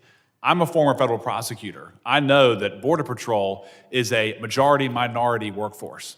The agents for Border Patrol are a majority-minority, heavily occupied by Hispanic Americans, patriots. To say that they are white supremacists is disgusting, it's a lie, and it's a politically motivated attack. Same thing with ICE officers. Vastly overpopulated with minorities as opposed to the general population. Your response? Unfortunately, what we see is when the left can't argue actual factual points, they just move to racism, and and it's reckless and demeaning to all of our federal employees throughout DHS. And we have to stop it because it feeds into this narrative that you hear chanted all the time in these riots, not protest. I'm okay with protest. Sure. You have the right for the First Amendment, but you do it in a peaceful way in a legal area. That's right. If anything, sir, I would submit that we're being too tolerant to the rioters who obstruct law enforcement from Not carrying out their anymore. duties. I have Good. zero tolerance. If you Good. verbally assault our officers, you go after our vehicles, you assault our property, you assault one of our officers, we will find you, we will arrest you. And lastly, I want you to answer. The Democrats claim to be that they want to remove the worst of the worst. But in Judiciary Committee, we had a sanctuary prosecutor from Northern Virginia who campaigned on the fact that he was going to consider immigration consequences before charging and before plea deals. He released murderers, he released pedophiles, he released violent criminals because they were going to be subject to deportation. It's disgusting. They are not working to remove the worst of the worst. They're not working with you to achieve that. Your response?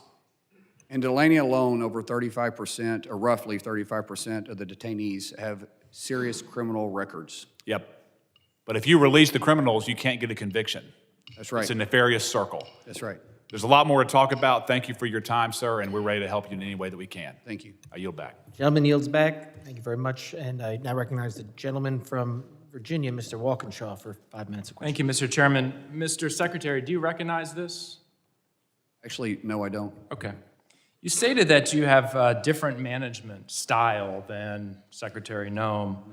And when you started, there were reports saying that DHS staff hoped that you could be the knight in shining armor to repair the agency's reputation, which was damaged by your predecessor. You mentioned earlier shutdowns and the impact that shutdowns have had on DHS. There's no question that's true. One of the things that the 2025 shutdown did not impact or slow down at DHS was the purchase of luxury jets. Your predecessor purchased 2 Gulfstream G700s, and then later, I think, a Boeing 737 MAX that they termed the big, beautiful airplane during the shutdown, while DHS staff were not getting paid. The Gulfstreams had special paint and cabin enhancements, the largest cabin of any Gulfstream. This is the top-of-the-line Gulfstream. An expert on private planes in the industry, when asked about the purchase, said it was, quote, bizarre, and that, quote, these jets are normally associated with billionaires. You just said you can't afford to visit the Hamptons. Neither can I. Okay, I can afford Hold on, I haven't asked you a question. On April 17th, a spokesperson from your agency said, under new leadership, DHS is assessing all of our resources, including aircraft, to maximize efficiency, and that you, the Secretary, are 100% focused on ensuring the needs of our department are met while being the best possible steward of taxpayer dollars. That's April. On May 27th, it was reported that flight logs show that you have used one of the Gulfstreams to fly to Oklahoma, the $80 million Gulfstream. Have you used the Gulfstream jet to fly to Oklahoma, Mr. Secretary? Sir, under statute, I'm required to provide. You used the G700. Okay, thank you. No, So, you asked me a question, sir. Can I answer the question? You answered the question. No, You no, said I didn't. yes. No, because Reclaiming my time. you're Mr. Chairman, he's walking reclaiming over my an time. important fact. You answered the question.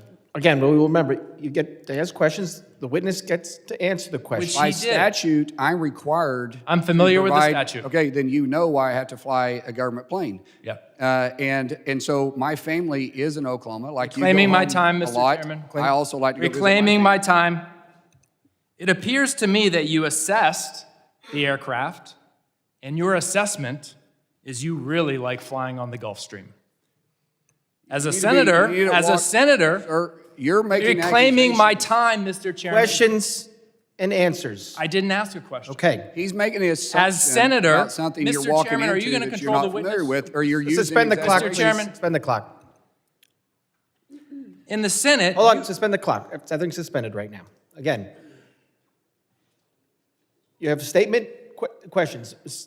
Secretary, you can address the questions when there's a question. Members, as you know, we had some just read statements. When you have the time to answer and you want to say that something was not truthful, you can. You can answer the questions. But again, this is the members' time. We will let them use it as long as they do it within the rules, as they see fit. When you are asked a question, you will be afforded the opportunity, and the members should afford the witness the opportunity to answer the question. I do not want people. This is when people are talking over each other, we're not actually getting to what we want to get to. So let's try not to do that. I appreciate it. We'll add 10 seconds back on because I did suspend and the clock kept running. But again, please, Mr. Secretary, if something that is said is not truthful, you can address it, but just wait for the question to be asked. Wait for the question to be asked, and then you can address it. Question asked, sir. He's making accusations just because he's trying to make a Nothing I have said is untruthful, Mr. Still me. Doesn't make it fact just because Still you think me, you wanna everyone. say something. Everything I've said is a fact. That is not true. It is. It is not true. Excuse me. It is. How do you Excuse me. think it's true? Factual because it's your opinion isn't anything. I don't want to be here all day, but I will adjourn this until everybody calms down. We will, again, if something that is said is not truthful in a statement and the secretary wants to address it when he's asked a question, he can say something was not truthful. He can answer the question. You can ask it. If you want to make your statement, you will make your statement. But we will not talk over each other. And Mr. Secretary, if you're not asked a question here and you want to address it when somebody asks you a question later, I'm sure some of my colleagues might allow that. But again, we are not going to be talking over each other. We have only a few more questioners to go through. Let's finish this. Questions, answers. If it's a statement, that's fine. But again, let's not talk over each other. Thank you, Mr. Chairman. I'll share a fact. Mr. Secretary, when you were in the Senate, you voted for the so-called Big Beautiful Bill that blew up the deficit, trillions of dollars of deficit spending. And some of that was used to buy the Gulf Streams. You are deficit riding on a Gulfstream G700. So I want to give you the opportunity to answer a question.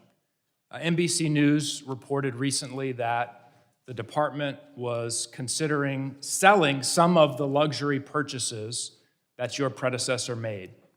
And as you well know, I think, or certainly your deputy knows, there are other jets that could meet the needs of the secretary. There's a Gulfstream G280. I don't know whether that would meet your standards, only $25 million, not $80 million. You have aircraft in the Coast Guard fleet. Folks who work for you are flying MH-65, a helicopter. They've been flying it since 1984.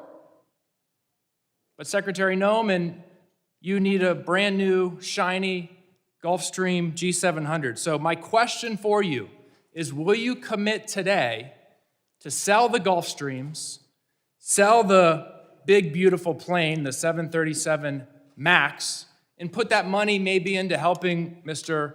Lalota's constituents who can barely get by on their housing allowance? Actually, those planes are inside the Coast Guard, so they were actually purchased for the Coast Guard. Will you sell the planes?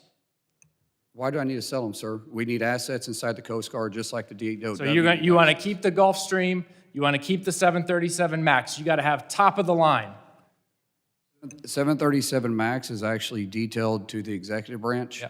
And I've never seen it. Oh, actually, I've seen it. I drove by it. I've never. Have you flown the Gulfstream to Oklahoma? Of course I have. I'm required to. All right. I yield back. Well, actually, I don't fly it personally myself because I'm not a pilot. Gentleman yields back. I now recognize the gentleman from California, Mr. Fong, for 5 minutes of questions. Thank you, Mr. Speaker. Thank you, Mr. Secretary. I want to congratulate you on your appointment. You're the right man for the job, and I look forward to working with you. I know as someone who represents Bakersfield, you have a personal relationship traveling with your son for medical treatment. So we just appreciate just you acknowledging, I guess, our region. I want to give you some time to address any questions that you felt you didn't get to answer. Well, I think what is failed to mention is because of the continuity that I'm required to be in communication 24/7, 365 days a week, I cannot fly commercial.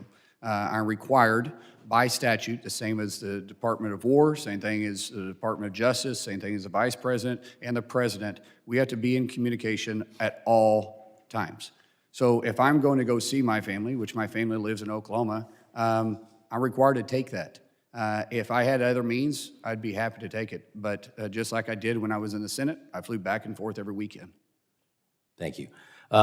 I want to as a Californian, we certainly are concerned about the planning for the World Cup as well as the LA Olympics in 2028, heightened threat environment. Clearly, the two Homeland Security shutdowns were not good, and certainly we as Republicans, we've been trying to give you the resources that you need. With that being said, these two international events will test every level of our Homeland Security operations. You know, as the Secretary now, what are the top vulnerabilities that keep you up at night, and what resources do you need to address these challenges?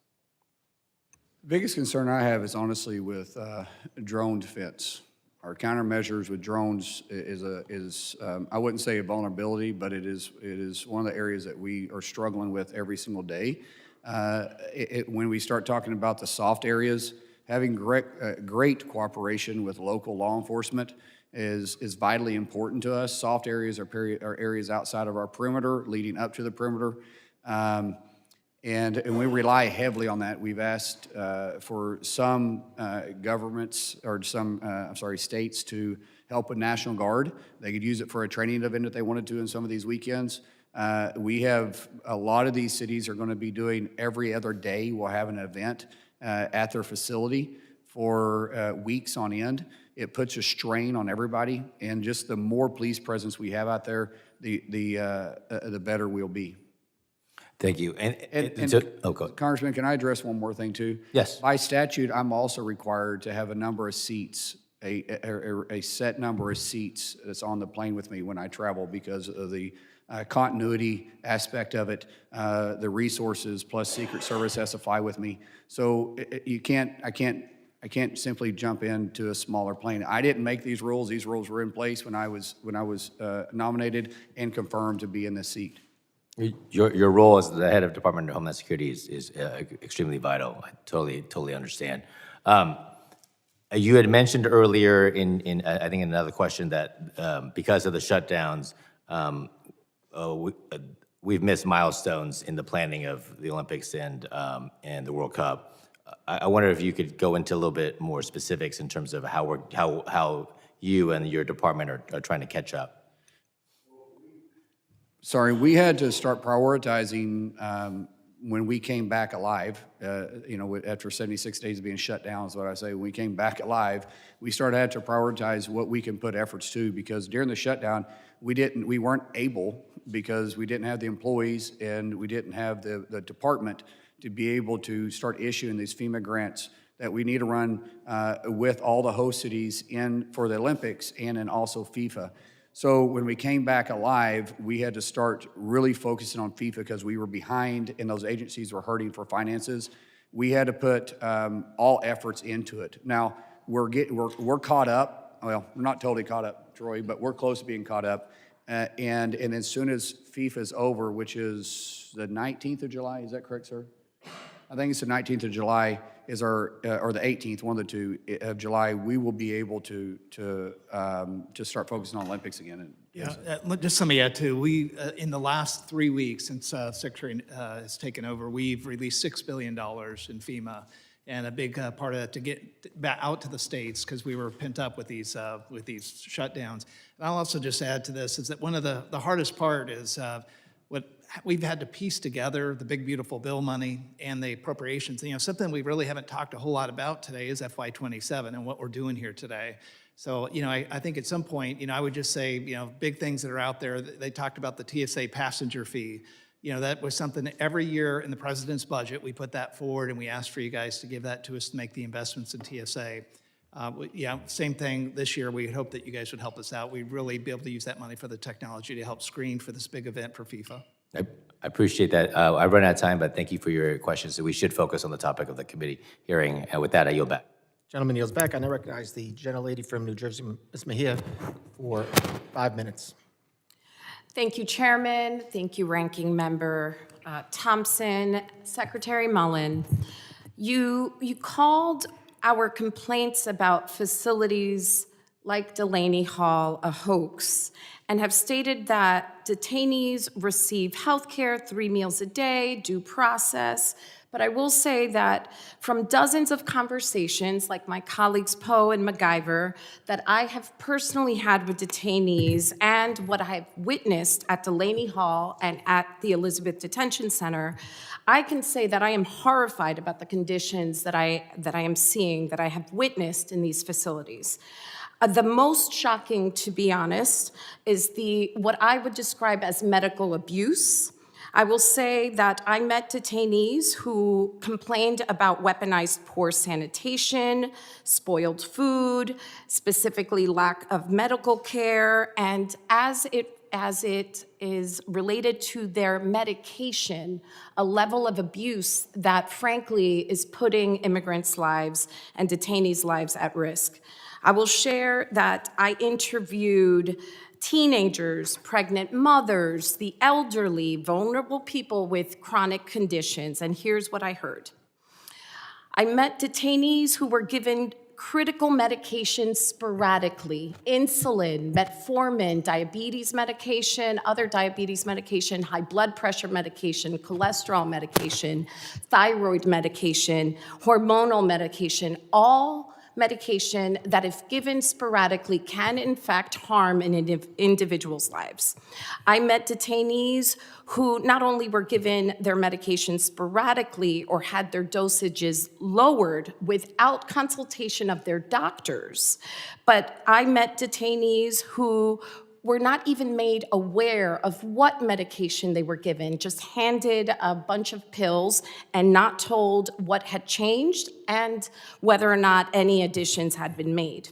I also met detainees with chronic health conditions that were not being treated at all, or if they were being treated, insufficiently. So, sir, I'm going to make it easy. I would like to ask you a few yes or no questions since we're short on time. Again, questions.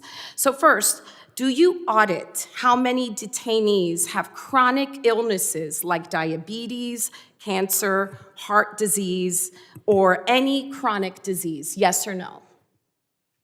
As I said before, we provide 2 times the medical personnel Yes or no, per sir, person because I'm than the short New on Jersey time. State Penitentiary does. So you do audit the I didn't say that. who's I impacted? don't know if we audit that specific issue. Okay, but so we are that's a constantly no. overseeing our Okay, I'm going to medical take that staff. as a no. Do you monitor the conditions of detainees as warranted and prescribed by their doctors and not just by ICE employees or contractors? Yes or 2 no? times more medical staff than the state penitentiary does per Do individual. you monitor the conditions of detainees who have chronic conditions as prescribed by their doctors? Yes or no? 2 times the medical personnel. than Okay, its I'm own going to state take that penitentiary. as I do not know the answer. Third question, detainees complain of healthcare treatment taking up to a week or more. Do you audit or track how long it takes between complaining about a health condition and the time it takes to receive care? Yes or no? In the state penitentiary, a 48-hour We're not notice for talking about healthcare state goes penitentiaries, sir. 40 You do not 35% oversee. unanswered. I'm not speaking of state penitentiaries. I'm speaking of Delaney Hall Our and immigrant standards detention pass centers. and succeed your own state Okay, penitentiary so that you as pay I no attention understand to. it, yet again, the answer is I don't know. Will you allow New Jersey's Department of Health to conduct full and routine inspections of all areas, including areas that have impact on the health of detainees and staff? Where they are legally able to go by state statute and the federal contract, we will allow them to enter, which is what So we did if the the other day. bathrooms pose a health threat, are they allowed to go inspect the bathrooms? Depends on what's within their contract and our state agreement that we have with that federal So facility. I am hearing that it's a yes, that they should, given that Where they are detainees. legally able to go based on the contract Okay, we have so with the again, state, I'm not for going to take political that as purposes. I don't know. Will you provide the state with the number of individuals that are detained, the number of seniors, pregnant women, individuals with chronic diseases like diabetes, congestive heart failure, hormonal conditions, cancer, or more? We are required to report. We will report. By the way, you made a statement about teenagers. I being out there. haven't We don't finished. hire- we You don't can add hold in a youth moment. there. Will you institute a no tolerance policy for retaliation against any detainee or staffer that is a whistleblower? Is that a no? Gentlemen, gentlelady's time is now expired. I now recognize the gentleman from Tennessee, Mr. Van Epps, for 5 minutes of questions. Thank you, Mr. Chairman, for convening this hearing today, and thank you, Secretary Mullin and Deputy Secretary Edgar, for joining us. You both lead one of the most critical components of our entire government. The men and women of the Department of Homeland Security devote every day to keeping Americans safe at home. And as a citizen and as a father, thank you for all you do. The first group of questions are on the alignment between DHS and local law enforcement. There's an opportunity to improve DHS intelligence and analysis, intel sharing with local law enforcement that we have worked on and you all are leading on, so that intelligence sharing is a two-way street. Can you discuss how your plan to consolidate INA with other offices to report directly to you will affect reporting structures and improve intel sharing, and how it will better enable DHS's relationship with local law enforcement who need actionable intelligence? Yes, we're trying to expand the 287G program to bring INA in to allow us to work and cooperate. We have a cooperation with where we reimburse for equipment, for overtime hours, for salaries, and that's from vehicles to drone defense, to everything in between, to be able to work with them, to train them on intelligence gatherings. There's a lot of small municipalities that doesn't have the ability to do so. If we're able to give a grant to them where they can hire somebody full-time, and then we're able to train them and then and bring them up for training facilities, that's what we're doing. We have the ability to do it in a small scale. If we can include it in the 287G program, it'd be extremely helpful. Great, thanks, sir. Next question. How is DHS working with fusion centers in every state to maximize communication, clarity, and effectiveness? And many fusion centers are heavily reliant on DHS grants for staffing. How will this budget better support fusion center functions and relationships with DHS components? Yeah, hey, I'm going to go ahead and answer that. So, and it kind of relates to your first question. The way that INA is set up, we have 88 different fusion centers across the U.S. we insert ourselves into. So we are the key line between the intelligence community and the law enforcement community into the local jurisdiction. So this budget, as you know, is kind of a combination between FY27, what we've asked for at DHS, and FY27, what the ODNI asked for in Title 50 type money, because a lot of stuff that we do is classified. So the way this is set up, the OSIM consolidation that you asked about that actually consolidates INA, one of the benefits of that that the president put forward is that we'll be able to consolidate the mission support, the things that aren't so focused on the fusion centers, like CFOs, 3 CFOs for those different groups, procurement leads, all that. We basically are taking a lot of the back office out of that organization and being able to focus it on fusion centers. Great. Thank you, sir. Moving on to the Coast Guard, the budget request follows through on transforming the Coast Guard to meet modern needs. As the Arctic grows increasingly competitive, the Coast Guard is a critical piece of the U.S. force posture in the region. How does this budget support increased Coast Guard operations in the Arctic, and what else is necessary to ensure a capable and sustained presence in the Arctic? Icebreakers are obviously a huge asset that we lack. We have one icebreaker, Russia has 49.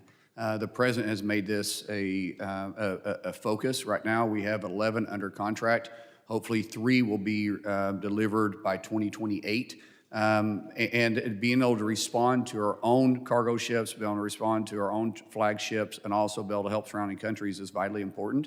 But it also allows us to get up to areas that are contested areas to which China is fishing in, Russia is exploring in, and areas they shouldn't be. So the focus that President Trump has put in there by putting $24 billion into realignment and investment with the Coast Guard is extremely important. Keep in mind, the Coast Guard is our first line of defense. Before they make it to our sovereign land, they take care of our coastal waters and in some areas pushing into the international waters. And the way they've been neglected over the years, for me, now being secretary over DHS and over the Coast Guard, I can't tell you how much I appreciate the investment President Trump has made and the focus he's put in there. We recently just came back from the Academy graduation. That's his second time to go to the Coast Guard graduation and be the commencement speaker. That's just unheard of. Yes, sir, I agree. Very, very glad to have that investment. Can I add Yes, sir. something specifically to FY27? So you'll see that the president asked for about another $1.8 billion to actually help with the staffing. And so specific to your request to the Arctic, not only for the Arctic cutters, but for the people that are needed to go up there. It's really important. We hope that you guys will support the budget. Thank you. Great.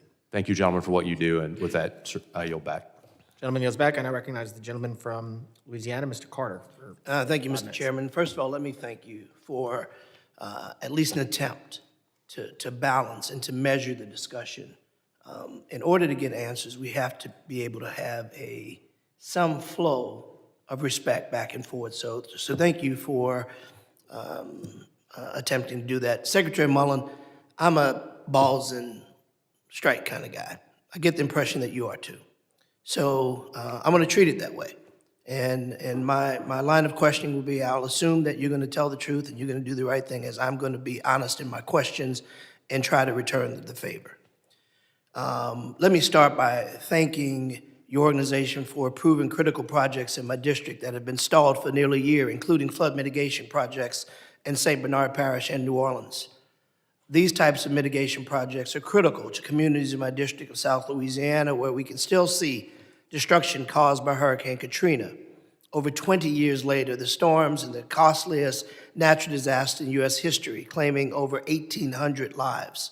FEMA's partnership and resources have been the backbone of Louisiana's rebuilding efforts. While the states have closed over 99% of the 2,000 recovery projects, we still need help. We have projects that are still waiting for resources. Mr. Secretary, the City of New Orleans and the Joint Infrastructure Recovery Program, JIRR, is a comprehensive FEMA-funded initiative to repair some 10,000 blocks of streets, drainage systems damaged by historic floods and storms. Will you please consider a time extension for these projects through 2028 to ensure that they can be completed responsibly? It's been just dragging along. I'll definitely look into it, sir.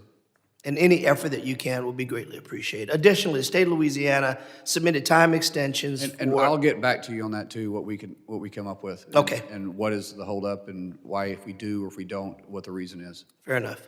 Additionally, Louisiana submitted time extensions for 43 other Katrina-related infrastructure and facilities recovery projects across South Louisiana. These projects face extraordinary challenges beyond grantees' control, including COVID-19 disruptions and construction firms' capacity supply chain.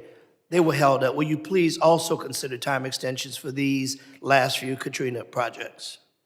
Yes, sir, I'll definitely look into it. And once again, I'll get back to you with our findings on it. Fair enough. Finally, I'd like to bring to your attention the impact of the recent Jones Act waiver on the American mariners.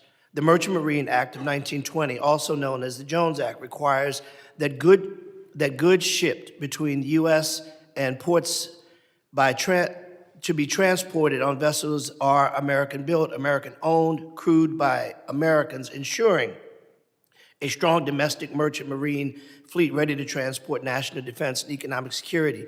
The current waiver, initially issued in March and subsequently extended in August, has resulted in the loss of millions of dollars to our domestic maritime industry, with work instead going to foreign flag vessels that undercut cheaper labor. Approximately 95% completed waiver voyages primarily benefit maritime operators that do not pay U.S. taxes or comply with the U.S. immigration laws. If there's time, if there's a way, can you assist with advancing issues to address these?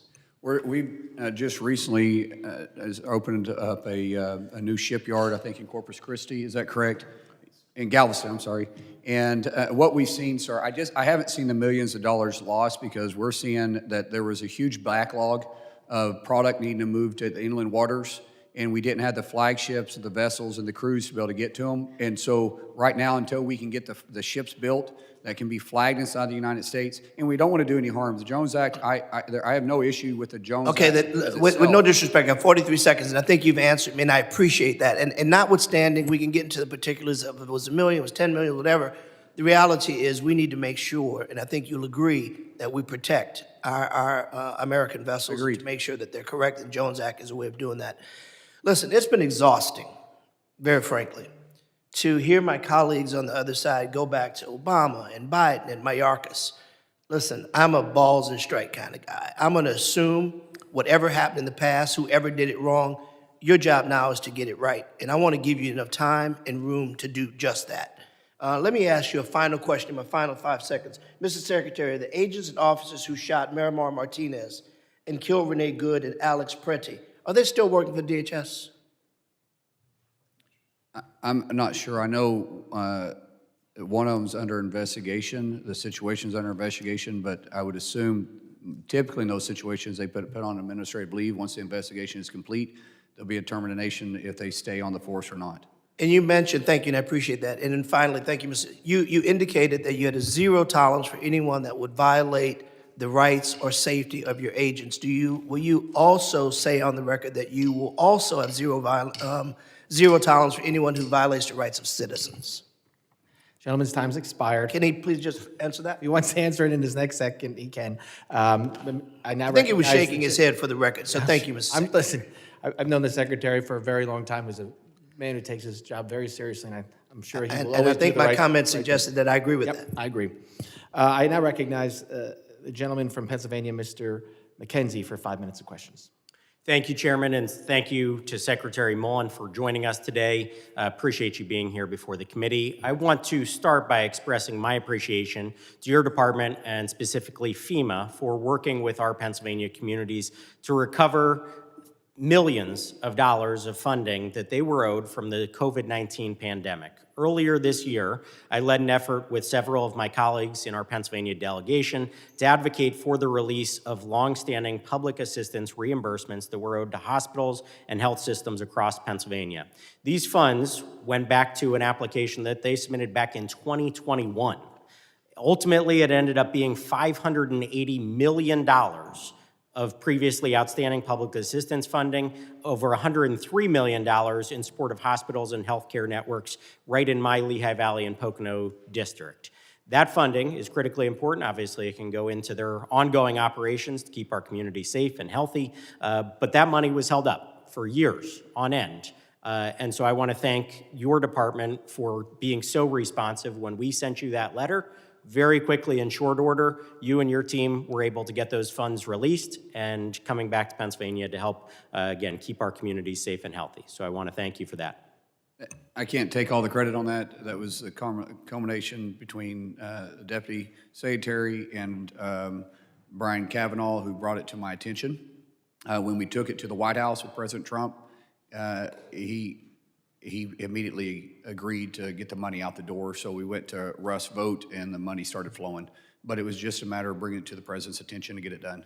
Well, we appreciate that because, again, hadn't happened for probably about 5 years that they were owed that funding. So appreciate you being so responsive in getting it out to everybody back in our communities that needs that assistance. To that end, I would like to look forward. What are we going to do to make sure that these types of hangups don't happen going forward with FEMA? So can we talk about fiscal year 26 preparedness grant cycle, how it's being administered, what you're seeing going forward so that hospitals, nonprofits, local governments, first responders, everybody else in our community doesn't experience this type of delay again? Unfortunately, with FEMA, we have an issue with our own bureaucracy. And we have a gentleman right now, Cameron, who has been nominated by the President that hopefully we get confirmed quick. The President is laser focused in FEMA and getting it working and streamlining, making sure the dollars get to the states faster instead of being held up in FEMA like this. And I appreciate that, but it's going to take some time. It's a huge agency. And I told the President when I met with him last week, I said, give me 2 months once I get Cameron in place, and we will start looking at all these systems and seeing how we can streamline it, take care of what we are required by Congress's statute. So statute, what are we required to do and what layers we have built on top of it because of our own bureaucracy, and get it down to mission focus. Thank you, and appreciate your focus on this issue. As you pointed out, these funds are so critically important, and getting them out in an appropriate but also timely fashion is important. So thank you for your focus and work that you're doing on that going forward. I'd like to shift gears. In your opening remarks, you talked about how the Biden administration had lost track of over 100,000 unaccompanied minors, and that you were in part tasked with tracking down and rescuing some of these children who were in really heinous situations, whether it be sex traffic, human traffic, forced labor. Please talk about your ongoing efforts. how you're making progress on that front, what we can do to be of assistance as we move forward. Using rough numbers, 340,000 kids were lost underneath the Biden administration, lost. I mean, we had no idea where they're at. There had been no checks on them. There was, from the time they released at the state level, excuse me, or from the border to where they'd been, no one had been contacted to say that that was actually where they're at and what they're supposed to be doing. We have now recovered over 120, that could be 140, but I think it's 120,000. And those are the cases that they were where they were supposed to be. Some of them we had moved and we had to track them down.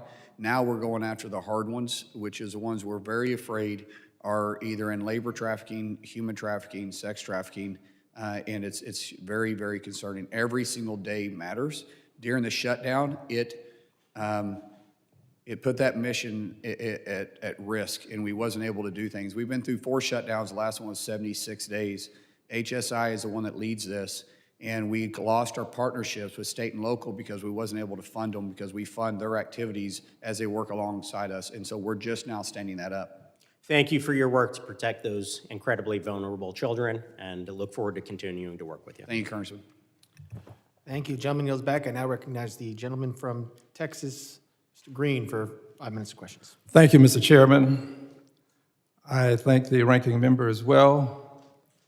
Mr. Chairman, the Secretary has commented on race, a topic that I believe I'm eminently qualified to speak on, given that in my lifetime, I went to the back door to get my food. I drank from filthy colored water fountains. I sat in the back of the bus, in the balcony of the movie when a seat was available. So let me just share some of the characteristics of a racist, Mr. Secretary. A racist will depict people of color as apes. The pictures have been blurred, but you know who they are. This is what a racist would do. And a racist wouldn't apologize after doing this. Mr. Secretary, that's what a racist would do. A racist, Mr. Secretary, would take offense at peaceful protest. You said you believe in peaceful protest. This was peaceful protest, Mr. Secretary. Racists take offense at peaceful protest. A racist, Mr. Secretary, would do what happened to Ruby. Are you calling me a racist? A racist. I'm asking a question. Reclaiming my time, asking to shut up. That's a pretty. Shut up. You just say shut up. Shut up. It's my time. I'm not going to let anybody call me a racist, Chairman. I never called him a racist. It's my time. It is, gentlemen, will suspend. You will Gentlemen not. will suspend. Tell him to shut up. Gentlemen suspend. No, the gentleman will suspend. No one will call me a racist. I'm Cherokee too. My family has been pretty tolerant. I ask that my time be restored. I ask that my time be restored. The clock has been stopped since I suspended the clock. I will continue to interrupt as long as someone's sitting there assuming I agree. me a racist. And as I said before, there will be no addressing anyone's character in a negative way. By the way, Mr. Green, I need you. When you're speaking, I need you to speak into the microphone because I can't hear you up here. But we will. Evidently, his constituents heard enough of him because they voted him out of office. Mr. Secretary, please. Again, we're almost done here today. Mr. Green, you can continue, but again, I will stop if this sounds like you are either directing that this secretary is a racist, or as well as the president or vice president, because we do know under our rules you cannot disparage a member of Congress or the president or the vice president. So I understand what you're trying to do. Be very careful because it is a violation of our committee rules to disparage another member, a witness, or the president or the vice president. Point of parliamentary inquiry. Mr. Chairman, when I'm speaking, I believe that the time belongs to me. I don't think that the secretary should interrupt me when I'm speaking. I have made very clear today that when the member has their time, it is their time.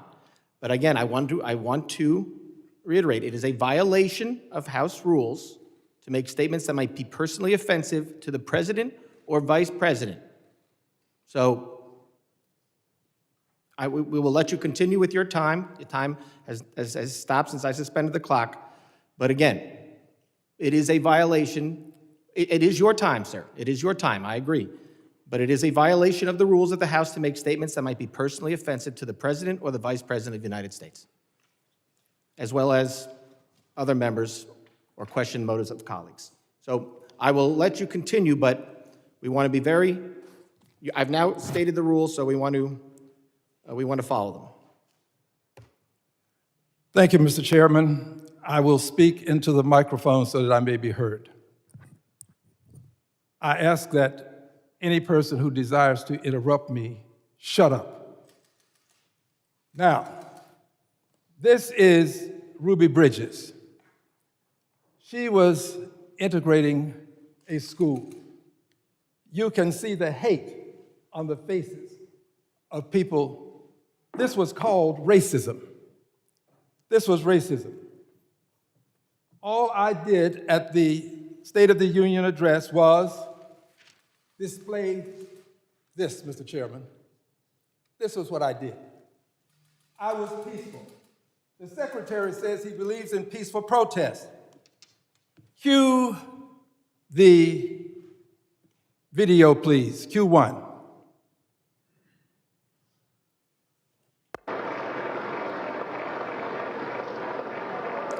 Freeze the frame, please. That, my friends, is the Secretary of Homeland Security. He traversed some distance to get to a peaceful protester and display his despicable behavior. Unbought, that's me. Unbossed, unafraid, that's me. And by the way, unelected, yes. Liberated, Democrat. You, sir, have engaged in despicable behavior. Now, let's just talk for a moment about this behavior. It's not the only time that you've behaved in a dastardly way. Cue the second video, please. Quit the tough guy act in these Senate hearings. You know where to find me. Any place, anytime, cowboy. Sir, this is a time, this is a place. If you want to run your mouth, we can be two consenting adults. We can finish it here. Okay, that's fine. Perfect. You want to do it now? I'd love to do it right now. Well, stand your butt up then. You stand your butt up. Oh, hold on. Big Oh, guy. oh, stop it. Is that your solution every poll? No, no, sit down. Hi, Eric. Sit down. Look at you. You know, you're a United States Senator.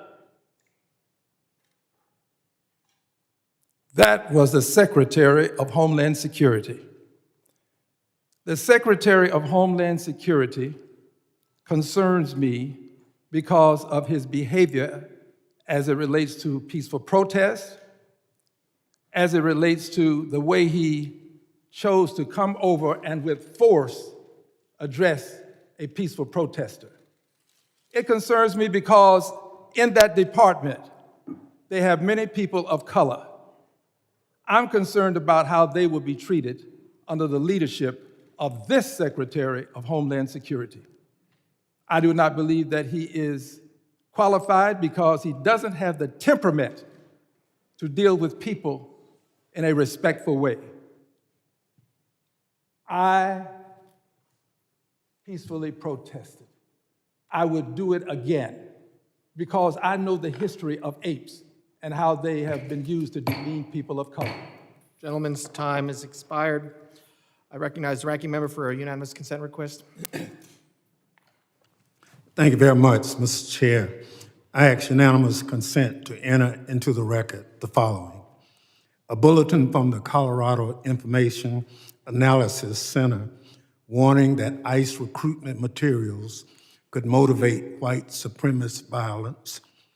A report from the Global Project Against Hate and Extremism that DHS continues to post white nationalist content on social media, and an article from the New York Times that DHS hired a social media manager with a history of making white nationalist posts.